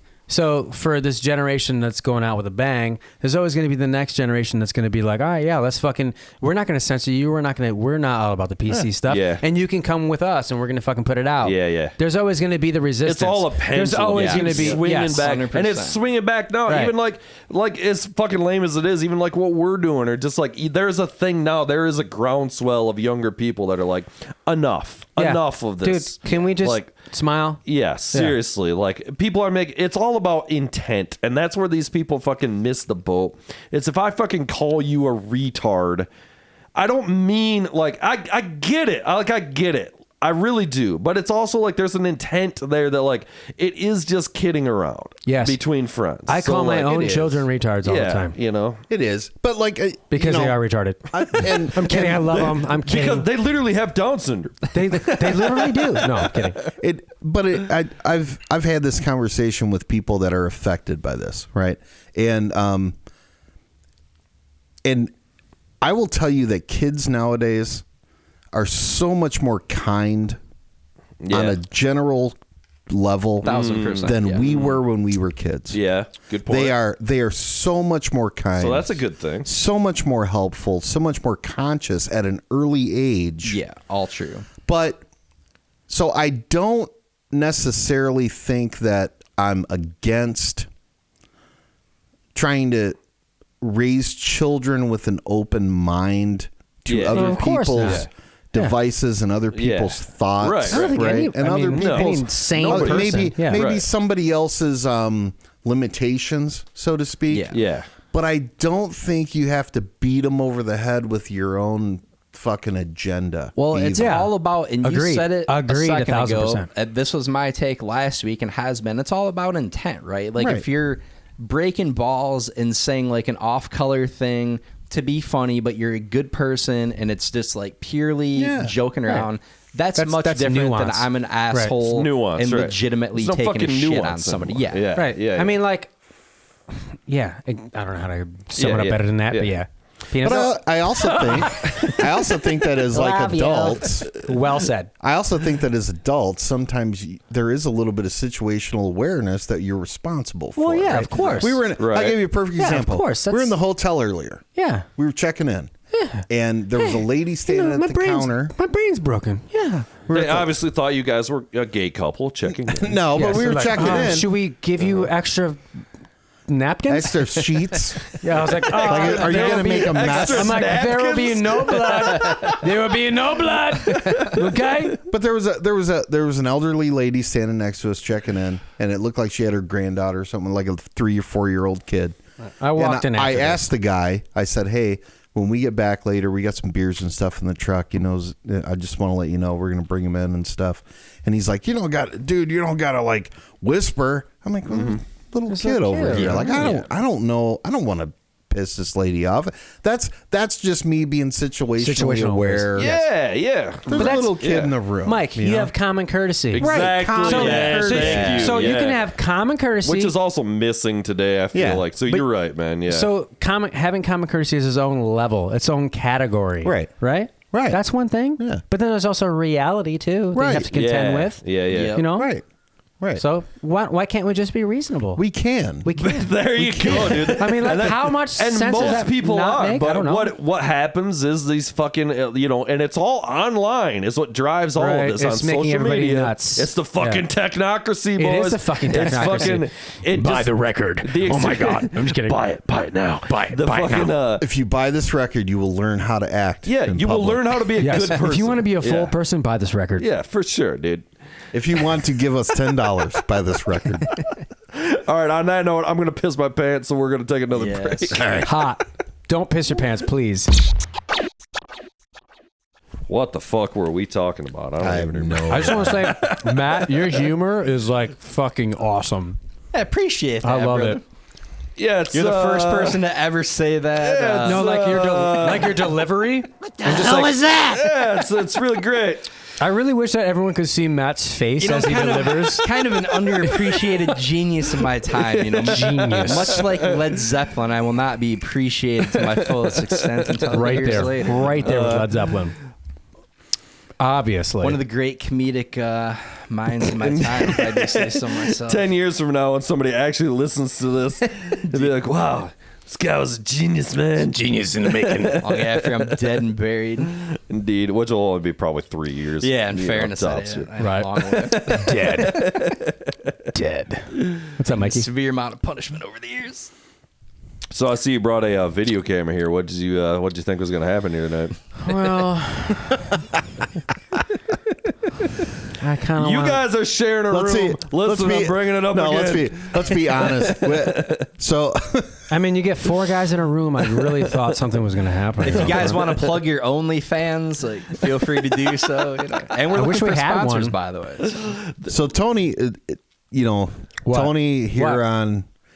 on, used to touring all over the world for years and years at a time. Signed to a major. Joe went on the road with those guys. So after we put the band together and we wrote songs and recorded songs and we decided we're going to release an album and everything else, we know that we're all too busy to tour.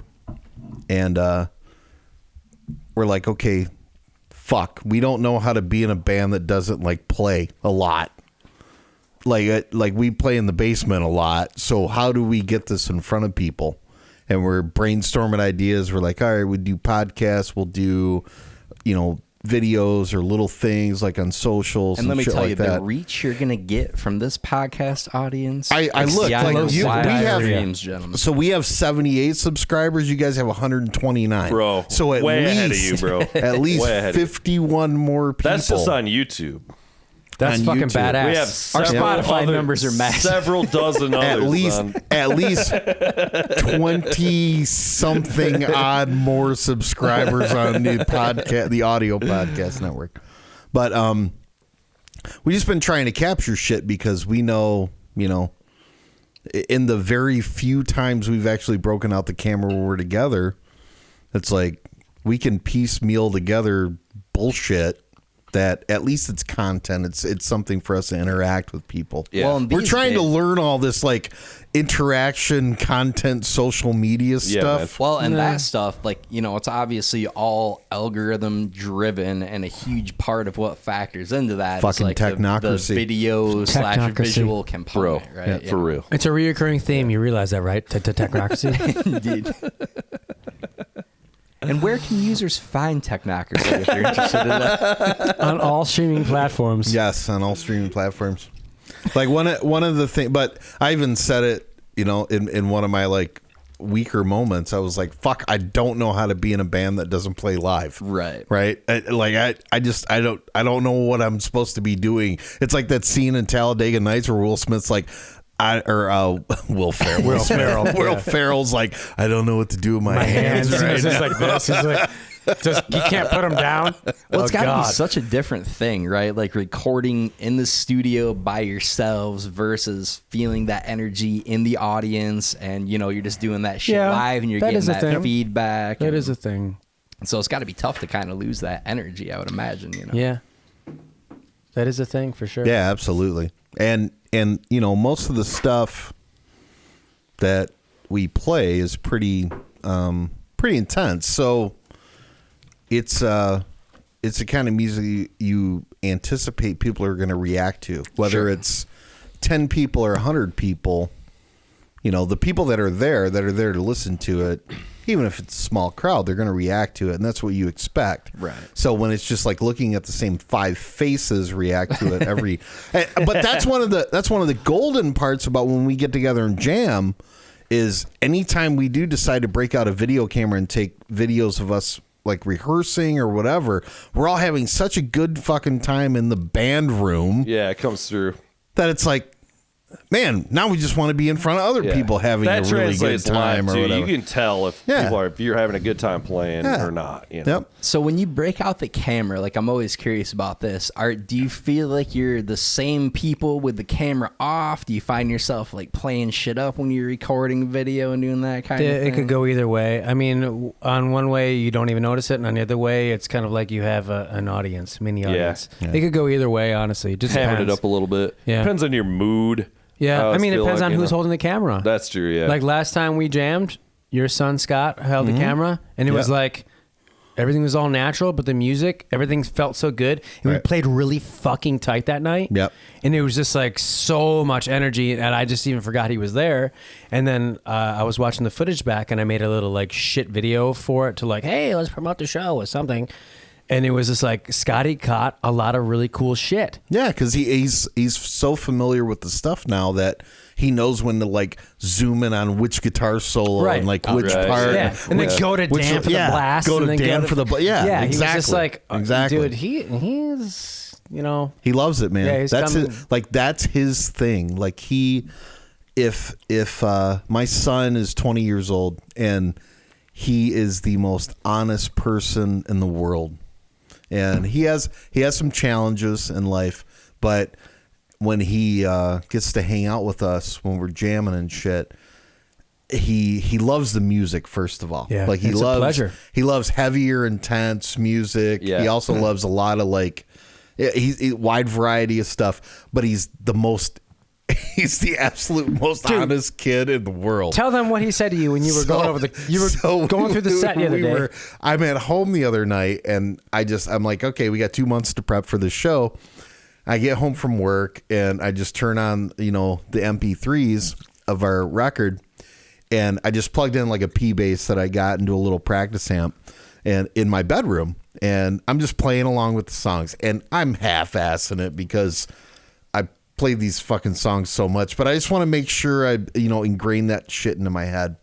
And I'm sitting there, and he comes in, and he's like, what are you doing? Just like going over the set. And I said, yeah, I'm just plugged into the practice amp. He's like, yeah, it doesn't sound very good. He walks out of the room, and he closes the door. Don't half-ass it, man. Practice what you're going to perform. He's like a young Rick Rubin out there. He's like, This is really the best you can do.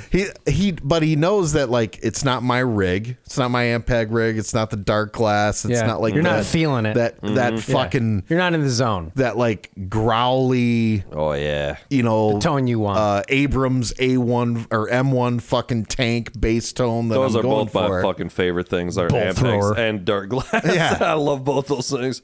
Yeah. What kind of bass do you play? So, Curious. so I am a gear whore. Me too. Dude, you guys should fuck. Go. You guys should totally slam. So on St. the Patrick's record, Day, baby. So on the record, what we went with was I actually got a Phoenix, an LTD Phoenix 1005. It's just a 4-string Thunderbird style, ESP bass, right? Gotcha. But the pickup configuration was EMGJ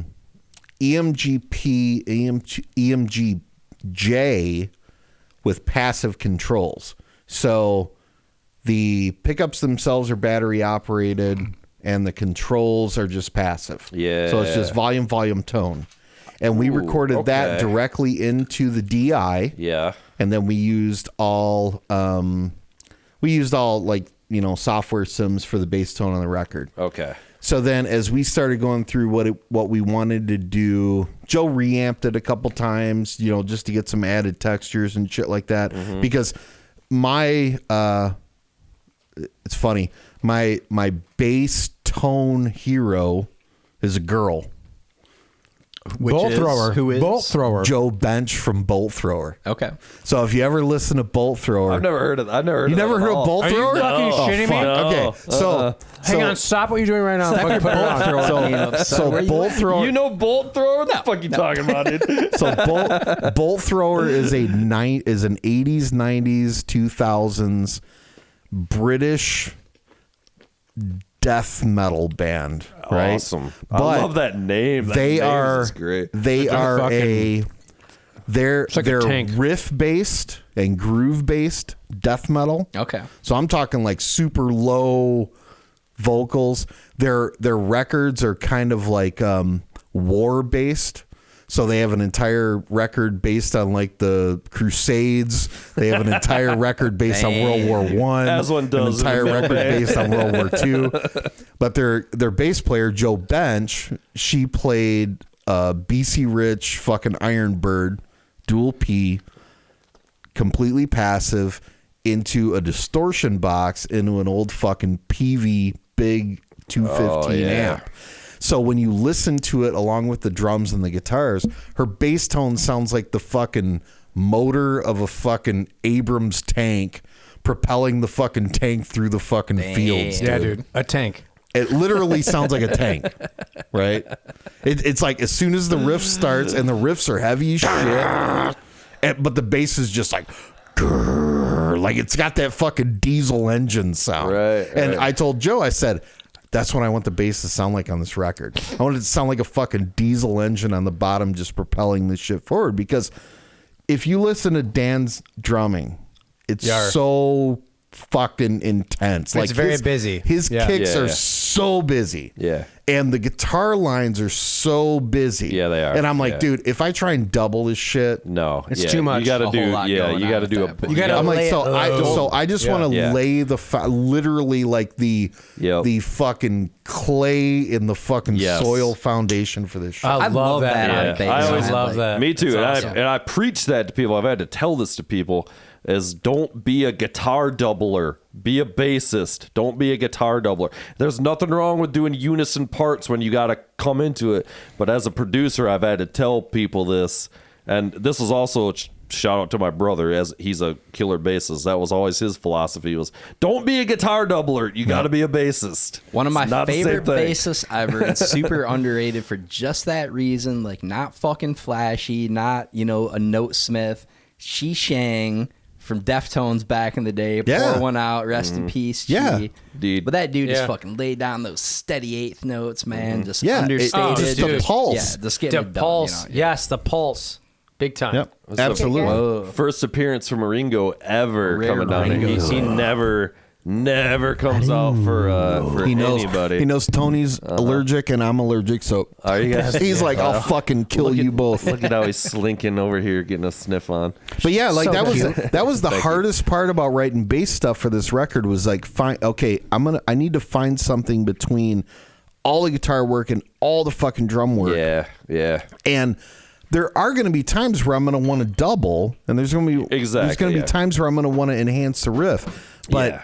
the rest of the time, I really want to just lay a solid foundation, and knowing when to switch back and forth. Yes. So you're dead on. You're dead on. I love that you're on this, because this is another thing too. On the arguing against what I just said is also I've had to argue but you also don't know the song. Like, it's like you have to also know what the guitars are doing. Yeah. Like, you can play the guitar Right, riff right, if right. you choose to, but you're going to do something different because you're the bassist. Not like, I don't have the ability to play what the guitars are playing or Yeah. whatever, or close enough, Yeah, this is a struggle with bass, especially in this genre of what you guys are doing, and similar to what I used to do.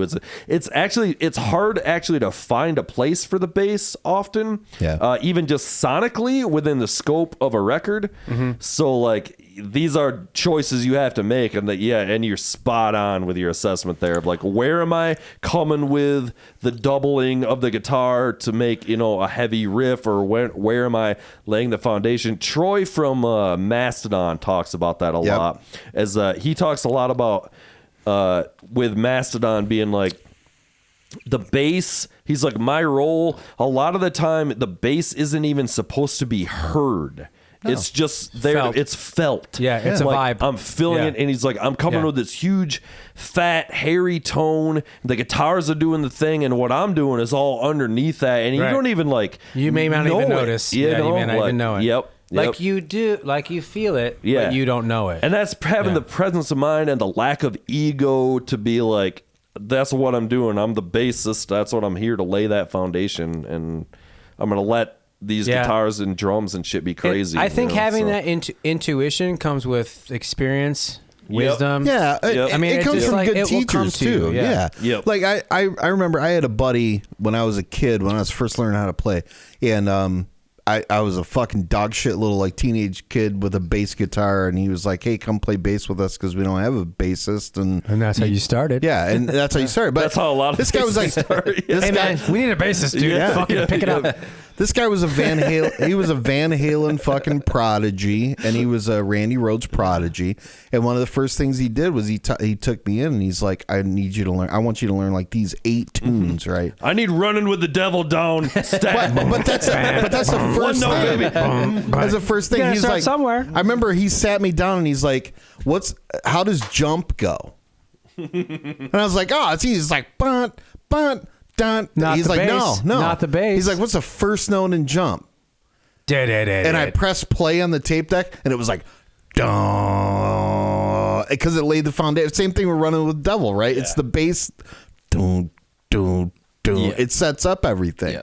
And then he would like make me listen to an Ozzy tune. He's like, where's the bass? Crazy Train, Crazy dude. Train. The bass line in Crazy Train is nothing Yeah. what you're Ridiculous. hearing in the guitar line. Yep. But it was like learning from guys like that. Like, Yep. here's where you need to lay the foundation. Yep. So when I first talked to Joe let me hear 3 songs. It was And you said I'm out. it was guitars. No, I didn't. This is not No, for I me. didn't. I had told Joe. Joe tried for 10 years to like get me to come Yeah, jam this is a with him. long time. Yeah, he tried for like 10 years. He's like, let's throw some shit against the wall and see what sticks. And I'm like, nah, I don't want to do it.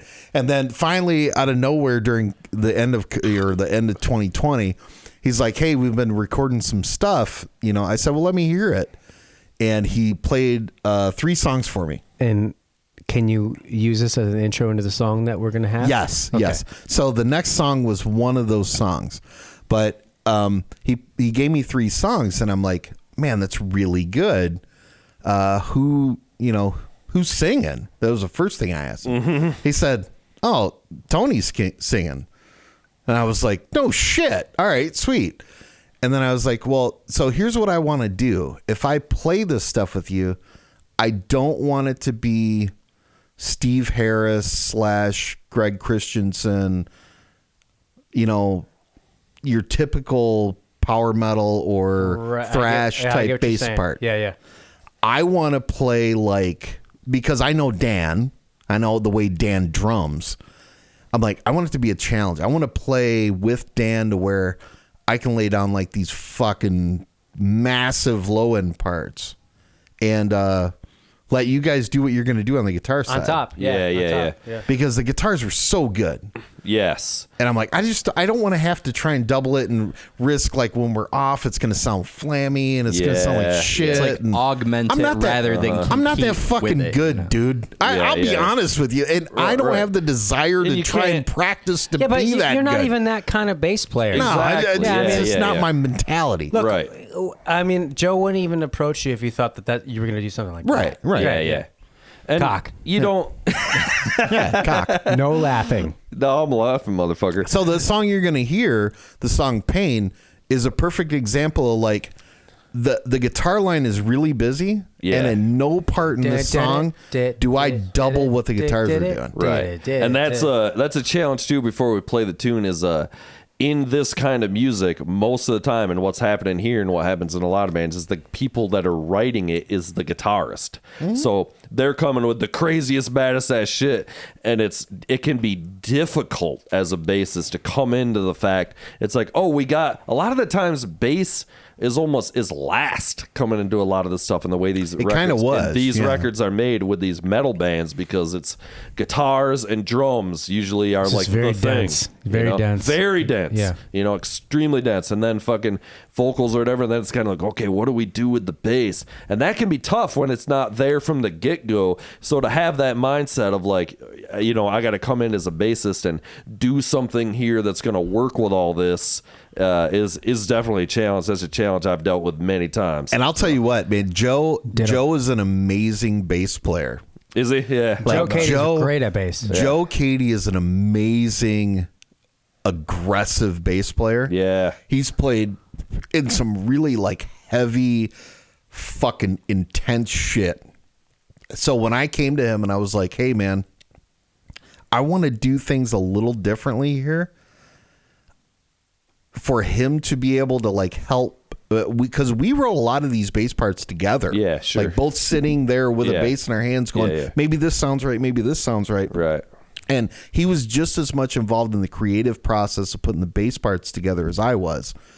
And for him to like back off, because technically he's way better than me. Like he's and he already knows the riffs. So I wouldn't say he's way better. well, he's got He's a some different style. Yeah, he's got some speed.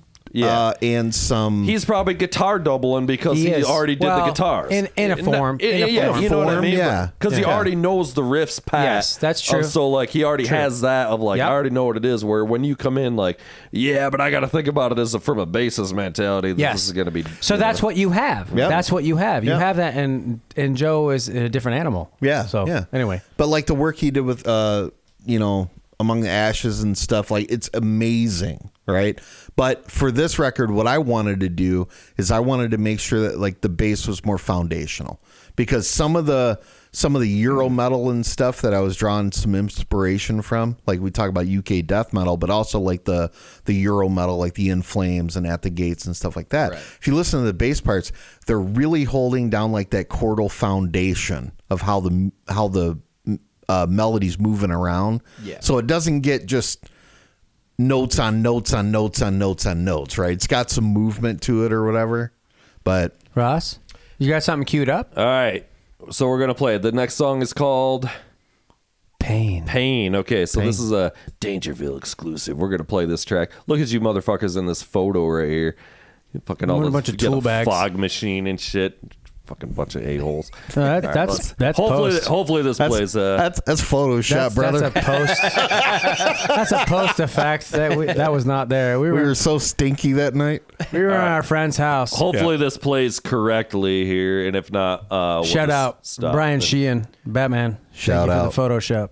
All right, yeah, bitches. Ooh, we got some synthesizers. Go fuck yourself. We're starting with the synths. You've not heard this song? Nope. Okay. Well, hopefully you don't hate it. Hopefully you're jamming.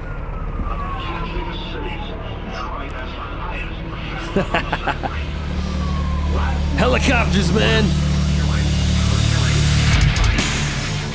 Oh yeah.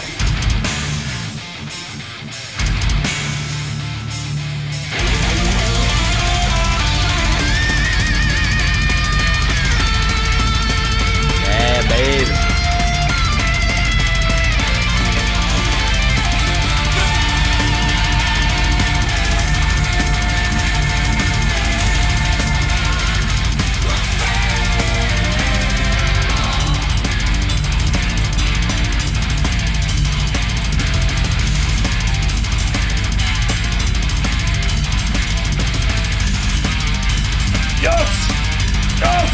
It's Wales, man. It's Wales, baby.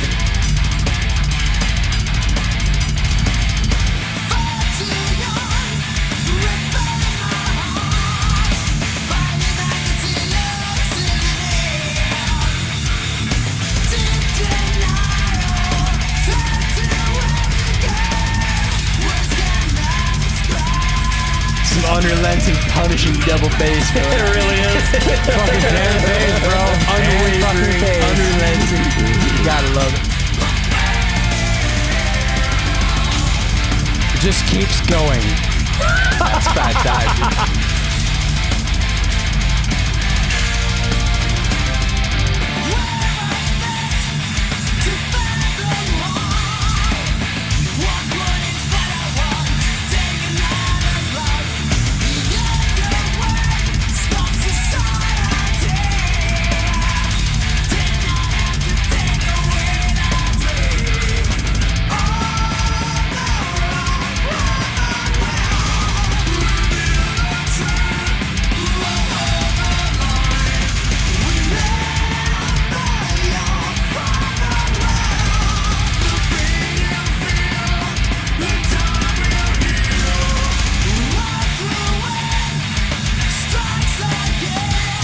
Head nods. That's good.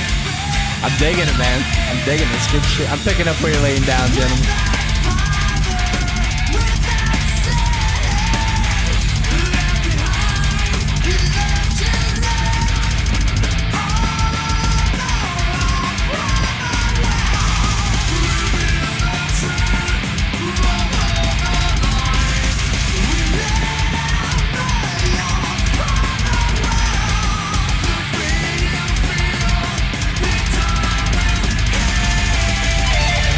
Solo. Oh, man. Doing some work right here, gentlemen.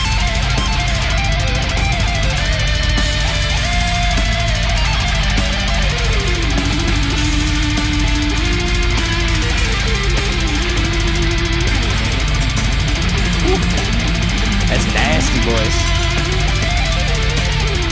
There's not enough sweet picking. There's way more sweet picking happening here. You called it, Mike. Yes! Yes! Well done, gentlemen. It's kind of like a more like shorter, leaner, straight to the point song. 3 minutes in and out, baby. You could have Yeah. doubled that song. I've Bringing been the okay heavy. with it. Play it again. Just do the whole song again. So this is the thing is like on this album, there's like a few songs that are like 7 minutes long, and there's a few songs that are like 3 or 4 minutes long. So Yeah. it's just Yeah, it's I'm a just like- big fan of that. I've always done that, and that's one of my favorite things about Tool, who's my favorite fucking band ever. Is they've always had the huge songs, and then the songs that are like the the just short, like let's the get short to it song. and get Yeah. out. Yeah, I mean, at the end of the day, like everybody in this band loves, classic like thrash and the shit we think of as like fucking heavy metal. We all love fucking Metallica. We all love fucking Pantera. We all love Slayer. We all love like tunes that are rip you into the fucking face and then rip into the face again in the second part, and in the third part we're gonna rip you even harder. Yeah. So we were just like, okay, if we have a song like Pain, where it's shorter, we have a song like Tech, which is longer. Revelation is something completely different. It's a little bit more. Groovier? It's got some groove oriented. Well, I hate that fucking I know. word groove, but Redefine it's- it then. I It's, like it because You've heard it? well, yeah. I mean, that's more my speed. Like I don't do as a drummer. I don't do that double kick shit like this at all. It's very. that's Dan and groove, and that's great. I wish I could. I'm of a different era. I'm of a different type of playing. So I'm just saying, like, not one's better than the other. It's just I wish I could do that double kick shit. It's just not me. But like we have tunes on this record. There's a song called Delirium, which is it's probably my favorite song on the record. It's because- triplet timing. Have you It guys is ever a- thought about going faster and heavier? Yes. Yes. Yes. Like that song would have been better if it was 10 BPM faster. So one of the things, like every time I would go see these guys when they were doing the Battlecross thing, I would get yelled at so much because they would play a tune and it would always be like the fourth or fifth song to where they've already worn the audience out. And then they would get done playing the song and like the applause would get shorter because everybody's so fucking tired. It's like I can't take it anymore. It's too much metal. My face is already gone. There would be me in the back of the room going, "Play something fast," you know. Fuck. That was a huge track though. I like that. I might say I like that song better than Technocracy even. Maybe it's just because it's new to me. The and whole record, I'm hearing dude. I'm telling you, man. Hearing the finished version now, If you know. If Yeah, you it's get a very chance, cool. Ross, just listen to the whole thing. Yeah, I had a chance. I fucked Well, you it have up a off the chance. lug in there. You have a chance every day. You have a chance every day. Every day is a tomorrow. new chance. There's Every even day's a new chance. there's That even should be on some a songs t-shirt. in there that Every are day is a new I chance. love it. there's some songs in there that are more like doom ta doo doo ta doo doo Yeah. ta doo doo. Yeah, You know, yeah. it's like A little more it's- rocky swingy. Yep. See, I love that too because that's also a big fucking problem I have with it. And this might be where you're talking about earlier of not being able to listen to a whole record all the way through is a lot of bands now, every song sounds the same on their record, and I fucking hate that. And that's always something I've fucking very intentionally have avoided. Like, I want songs that are different tempos, different keys, and I'm not saying like one song's gonna be some crazy totally off the fucking path song. Like, it still is a cohesive thing, but like bands like don't write songs that's like, oh, it's like, oh, okay, you got one thing and every single fucking song's the same tempo. Me and Nick Hagan again bitch about this too, with like Nicky Poo-Poo. it's all the same tempo, bro. You gotta change it up, you know, like I need something different here. We were talking about attention spans earlier, right? And if everything sounds the exact fucking same, like I'm tuning out pretty quick. Yeah. You got to diversify. You got to mix it up a little bit and keep the interest there, right? Like I don't need to hear the 100%. same song fucking 10 So different ways. This is one of the things that actually attracted me to playing with them. When I came to jam with Joe and the guy and Dan and John, it was like I could hear things. I could hear things that could go with it. Yeah.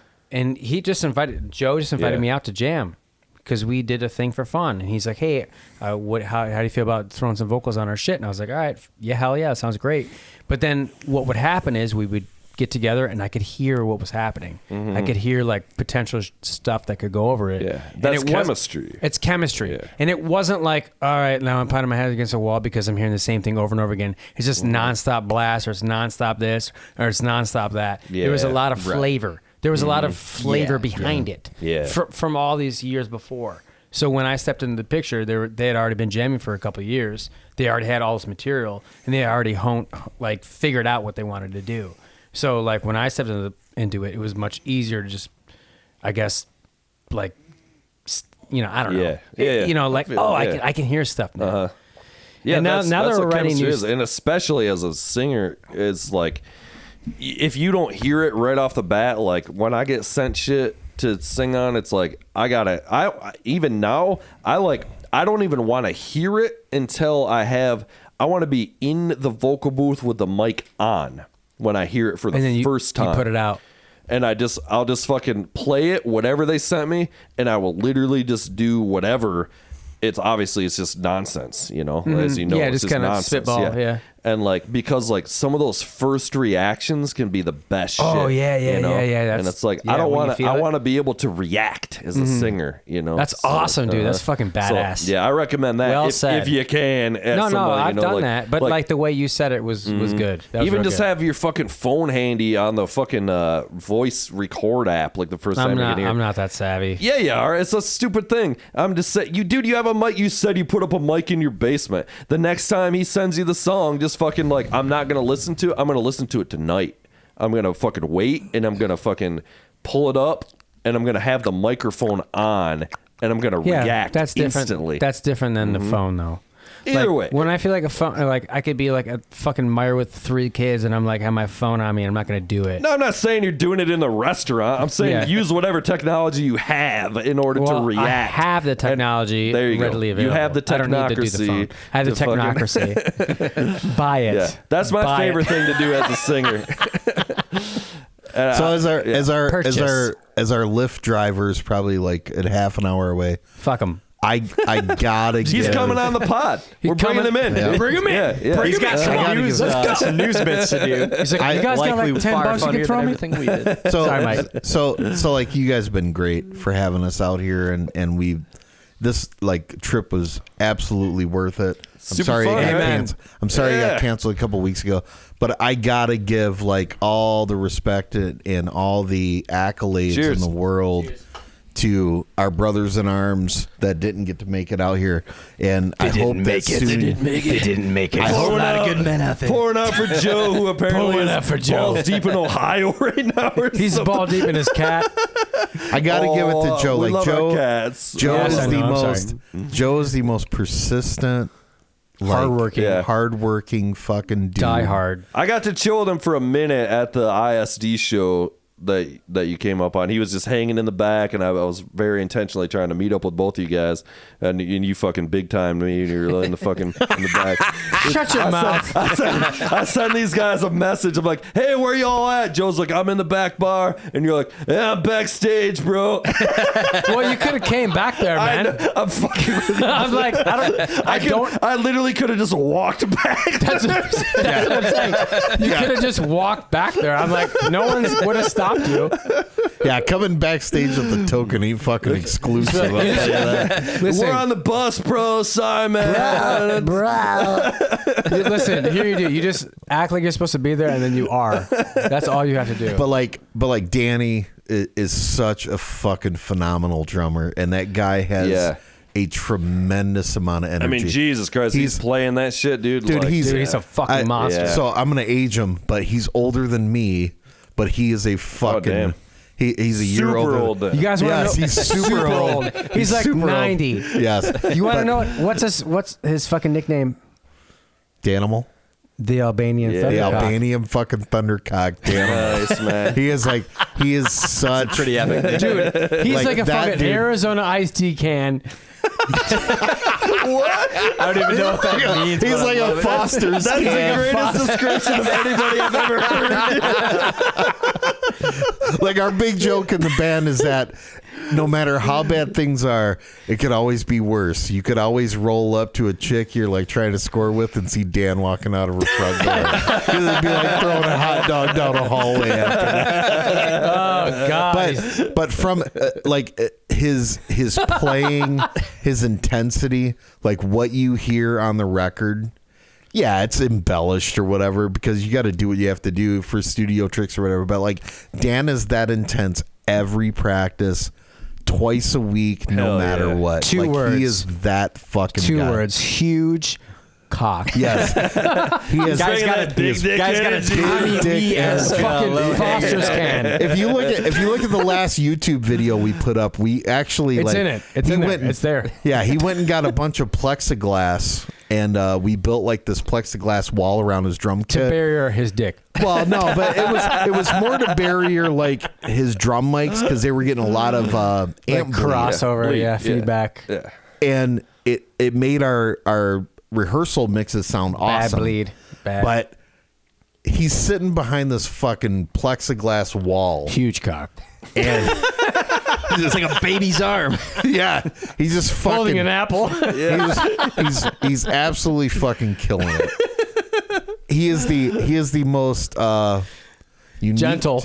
He is gentle though. Like he's is. a great dad. He's got a huge cock and he's gentle. Dude, he Every was- lady's fucking watching. Listen, me, Dan Faze would snap your neck like a chicken's. But but he'll do it gently. But he's an amazing dad. He's like he's an amazing dad. He's I wish he was my dad. And I he have is two dads. 100% like daddy. I have devoted. 3 dads. He's 100% devoted to his daughter and his family and shit. Yes, he is. But he is like the most awesome person to jam with because from the minute you walk in the room, like you have to work. Like there is no He's shortcut. 100%. He's 100% Dan Faze all is the 100. fucking time. He's 110%. if he's Yes. playing that shit, dude, like I know what it takes, and I can't. But not just like his ability, like his personality and his his vibe. He's Like, never just never at 80%. Like he's always always at just like, 100%. Hell yeah. From the minute he walks in the door, he's like, "All right, guys, let's fucking go." He's just Right. like, It's like, holy shit! All right, now I got to fucking steel myself up for this shit, you know. That's what you want, man. fucking But yeah, powerhouse. that's what you Playing want, around, dude. And John, he's a hung powerhouse. yes, Right? The admiration of this crank here is something to behold, boys. and A lot of respect. and I'll be honest, like John, as a lead guitar Tiny. player, John doesn't get the credit he deserves because because like- of his tiny penis. yeah, It's for every yang, there's a yang. He's gonna listen to this and be like, "You motherfuckers!" I didn't say it, John. Tony did. Fucking micro cock. Yeah. Wow. Oh man, He's going, fuck you guys. It's average. It's average. Listen, Come on. he is fucking light years beyond anything I could ever perform. And way better at guitar than I will ever be. So I get to make fun of his dick. Hypothetically, I don't even know, but I'm just gonna say it's a microcock. Like he is, but it's the same thing. Like John will walk in and plug in and warm up for 8 seconds And be like, and fucking Yingve. fucking blow us away with like the shit that he plays. And it's funny because we sit around. We've known, like, you know, Tony, Huron, myself, and Joe. We've known each other for like decade plus, and we sit years. around. Yeah. Almost We sit 20 around years. like jamming with these dudes. We know Dan for a long time too, but not John, not as much. But we sit around with these guys and we're like, how the fuck did people get that good? Like, it's not even right. I know, man. Like, people are that fucking good, fast. For real. When I first started jamming with Finality, I was like, where the fuck did you come from? And like, how come I didn't know who you were? I know, that's what it's like. You know It's like, what I'm where talking have you about? been? Where have What you the been, bro? Fuck, dude, yeah. I know that feeling. Well, when you've yeah. got that micro penis, you don't have to waste all that That's time true. with the ladies. That's You know, you true. got a lot of practice. constant YouTubing guitar licks. Oh, God. All right, I'm so motherfuckers. sorry. I think we better wrap this shit up. We're all Literally, we're wrap all it up. pretty toasted. All right, before we wrap it up, I just got to give Huron props too, man. Huron's my brother. Love you, Huron. Like, love him to death. So what's you know, average, huge cock, small cock? What's the status here? I don't know. I don't- Uncirced. He's got the elephant He's trunk. uncircumcised. Yeah, He's a hooded elephant knight. trunk. Yep. hooded. He's a hooded knight. Rocking the anteater. He's a hooded knight. Rocking the Yeah. anteater. And he's Annie. he has a separate ID. You know, if you have a regular driver's license, he has a separate one. His name is Anteater Brown. Yeah. And it shows, it's a zoom in. Mocha Love / Anteater Brown. But yeah, Huron is stepping away from music for a while, and Godspeed, Maybe. bro. If we can't figure out a way to get him to not do it. What then is he he's not gonna gonna do the gigs and shit? No, he's gonna doing do the the CD release gig. show. Okay. Well, Yeah. fuck. So- What the fuck? I mean, that's kind of tied into Battlecross a Step little up, bit. you fucking pussy. but- God damn it. Yeah. Yeah. We love him. Like, we'll never like hammer him too bad about not doing it, but we'll continue to dig at him to do no, it. I'm calling him right now. Come on, man. Call Huron. But Call Fuck him. out here. the Dude. like people You playing call the metal or not, you fucking pussy? dude. People call people call fucking Hetfield the right hand of doom. Huron is like Huron is phenomenal. the fucking right hand of doom. Nice. There's no other. And it shows at practice when Huron's not there, and then when he is, It's more loose. When Huron's not at practice, it's hot dog down a hallway, baby. Yeah. Like, it's loose as shit. that's not loose as shit. But when Huron's there, it's like a fucking Oh, it's obvious. loose, bro. It's It's an loose. obvious tightness. Yeah. It's And like, are it's you gonna like fart in Kim the microphone? Kardashian down there, dude. I know. Has that ever happened? Squeaker. No. Has that ever happened on the show before? That's a Dangerville I have to first clean right the there. microphone. What the fuck? No, man. Fucking let it roll. Let it roll. Bask in it. Huff The it. next poor The next bastard guy's that's got to use coming out. that thing. All to right. Get balls deep in that mic, bro. Jordan like in a ass. Ford Fusion is 14 minutes away. All right. So you guys got the gig coming up. The CD release party is happening in May. It's May May 6th. 6th at the May Token 6th. Lounge in Westland, Michigan. ISD's playing. You guys help me out. Among These Ashes. Yes, and who I also Salvation's- love. Salvation's I did their End. video too. Great dude, Richard. Yeah, Richard Yep. Clark is a Salvation's man. End. Talented And guy. Salvation's End is opening. I feel like I saw them too. Did they They're play? great. Did they play the other gig with They played the ISD? ATA release party. Among These Ashes maybe I- release party. Okay, I wasn't there for that. But Okay. maybe I don't know them. But yeah, it Great sounds like a killer power metal fucking band. lineup. They got a vocalist, young guy who's like, he's a fucking Halford fanatic. I was about to Ooh, say. okay. So- Okay, yeah. If you like He's Priest, intense. you would love this band. Yeah. They're great. Hell yeah, I'm gonna try to make it to the gig. We'll see. The Token was a fucking blast the last time I was there. You know, for that. You know, that's not my hometown, so that shit. Come was out, dude. We'll fun. get you a discounted ticket. $7 hey, for you. Listen, if I can actually get backstage this time, maybe I'll fucking come out. To Well, the it's gig, 7 steps from front stage, so it ain't that fucking hard. Did I really say I was backstage and blow you up? Hey man, you gotta have a backstage pass, man. Security's they're not gonna let you in, I dude. didn't say that. Look, bro, security's probably tight did. here, man. Did I have a badge? None of this. You know, like a armband with like it's like red and white and Sorry, black. bro. He kept texting me pictures of him like doing coke with hookers and shit. Whoa. Like I'm like, dude, come on, man. Yeah, all these he's texting me pictures. You and Tony Piccoli were fucking, you know. We're fucking? Yeah, you're riding a fucking cocaine bear with midgets and shit back there. Getting Portuguese snowblowers from hookers and shit. You and Piccoli? Like, oh, sorry, man. You don't got the pass. Sorry, bro. You don't got That's the all pussy I was pass. hearing the whole fucking night. Show me your pussy pass, bro. All right, let's wrap this up, motherfuckers. Thank you guys for driving out. I really appreciate it. Thank you for having us. I love the fucking songs. Thank you for letting me do the video. I'm gonna try to be there for the fucking show. I'll support you guys as much as I can. It's fucking great. I wouldn't bullshit you and tell you that it's not great if it is great. I really like the songs. It's good shit. I can't wait to hear the rest of it. but I did like it. Listen to the rest of the record. You might like it even more. I was about to say, listen to the Maybe whole the rest thing. is terrible. Listen to you it. know? You got at least 2 good songs. We'll see what the rest fucking goes. I think we have at least like 3. At least 3. If you like 3 songs, Hey, man. I would die having man. That's the tent pole of a record. The 3 That's right. tracks. Tripod. You know that, right? The tripod of a The record is tripod of 3 a good record. songs. All right. Fuck you guys. Goodbye. Love you. Thank you.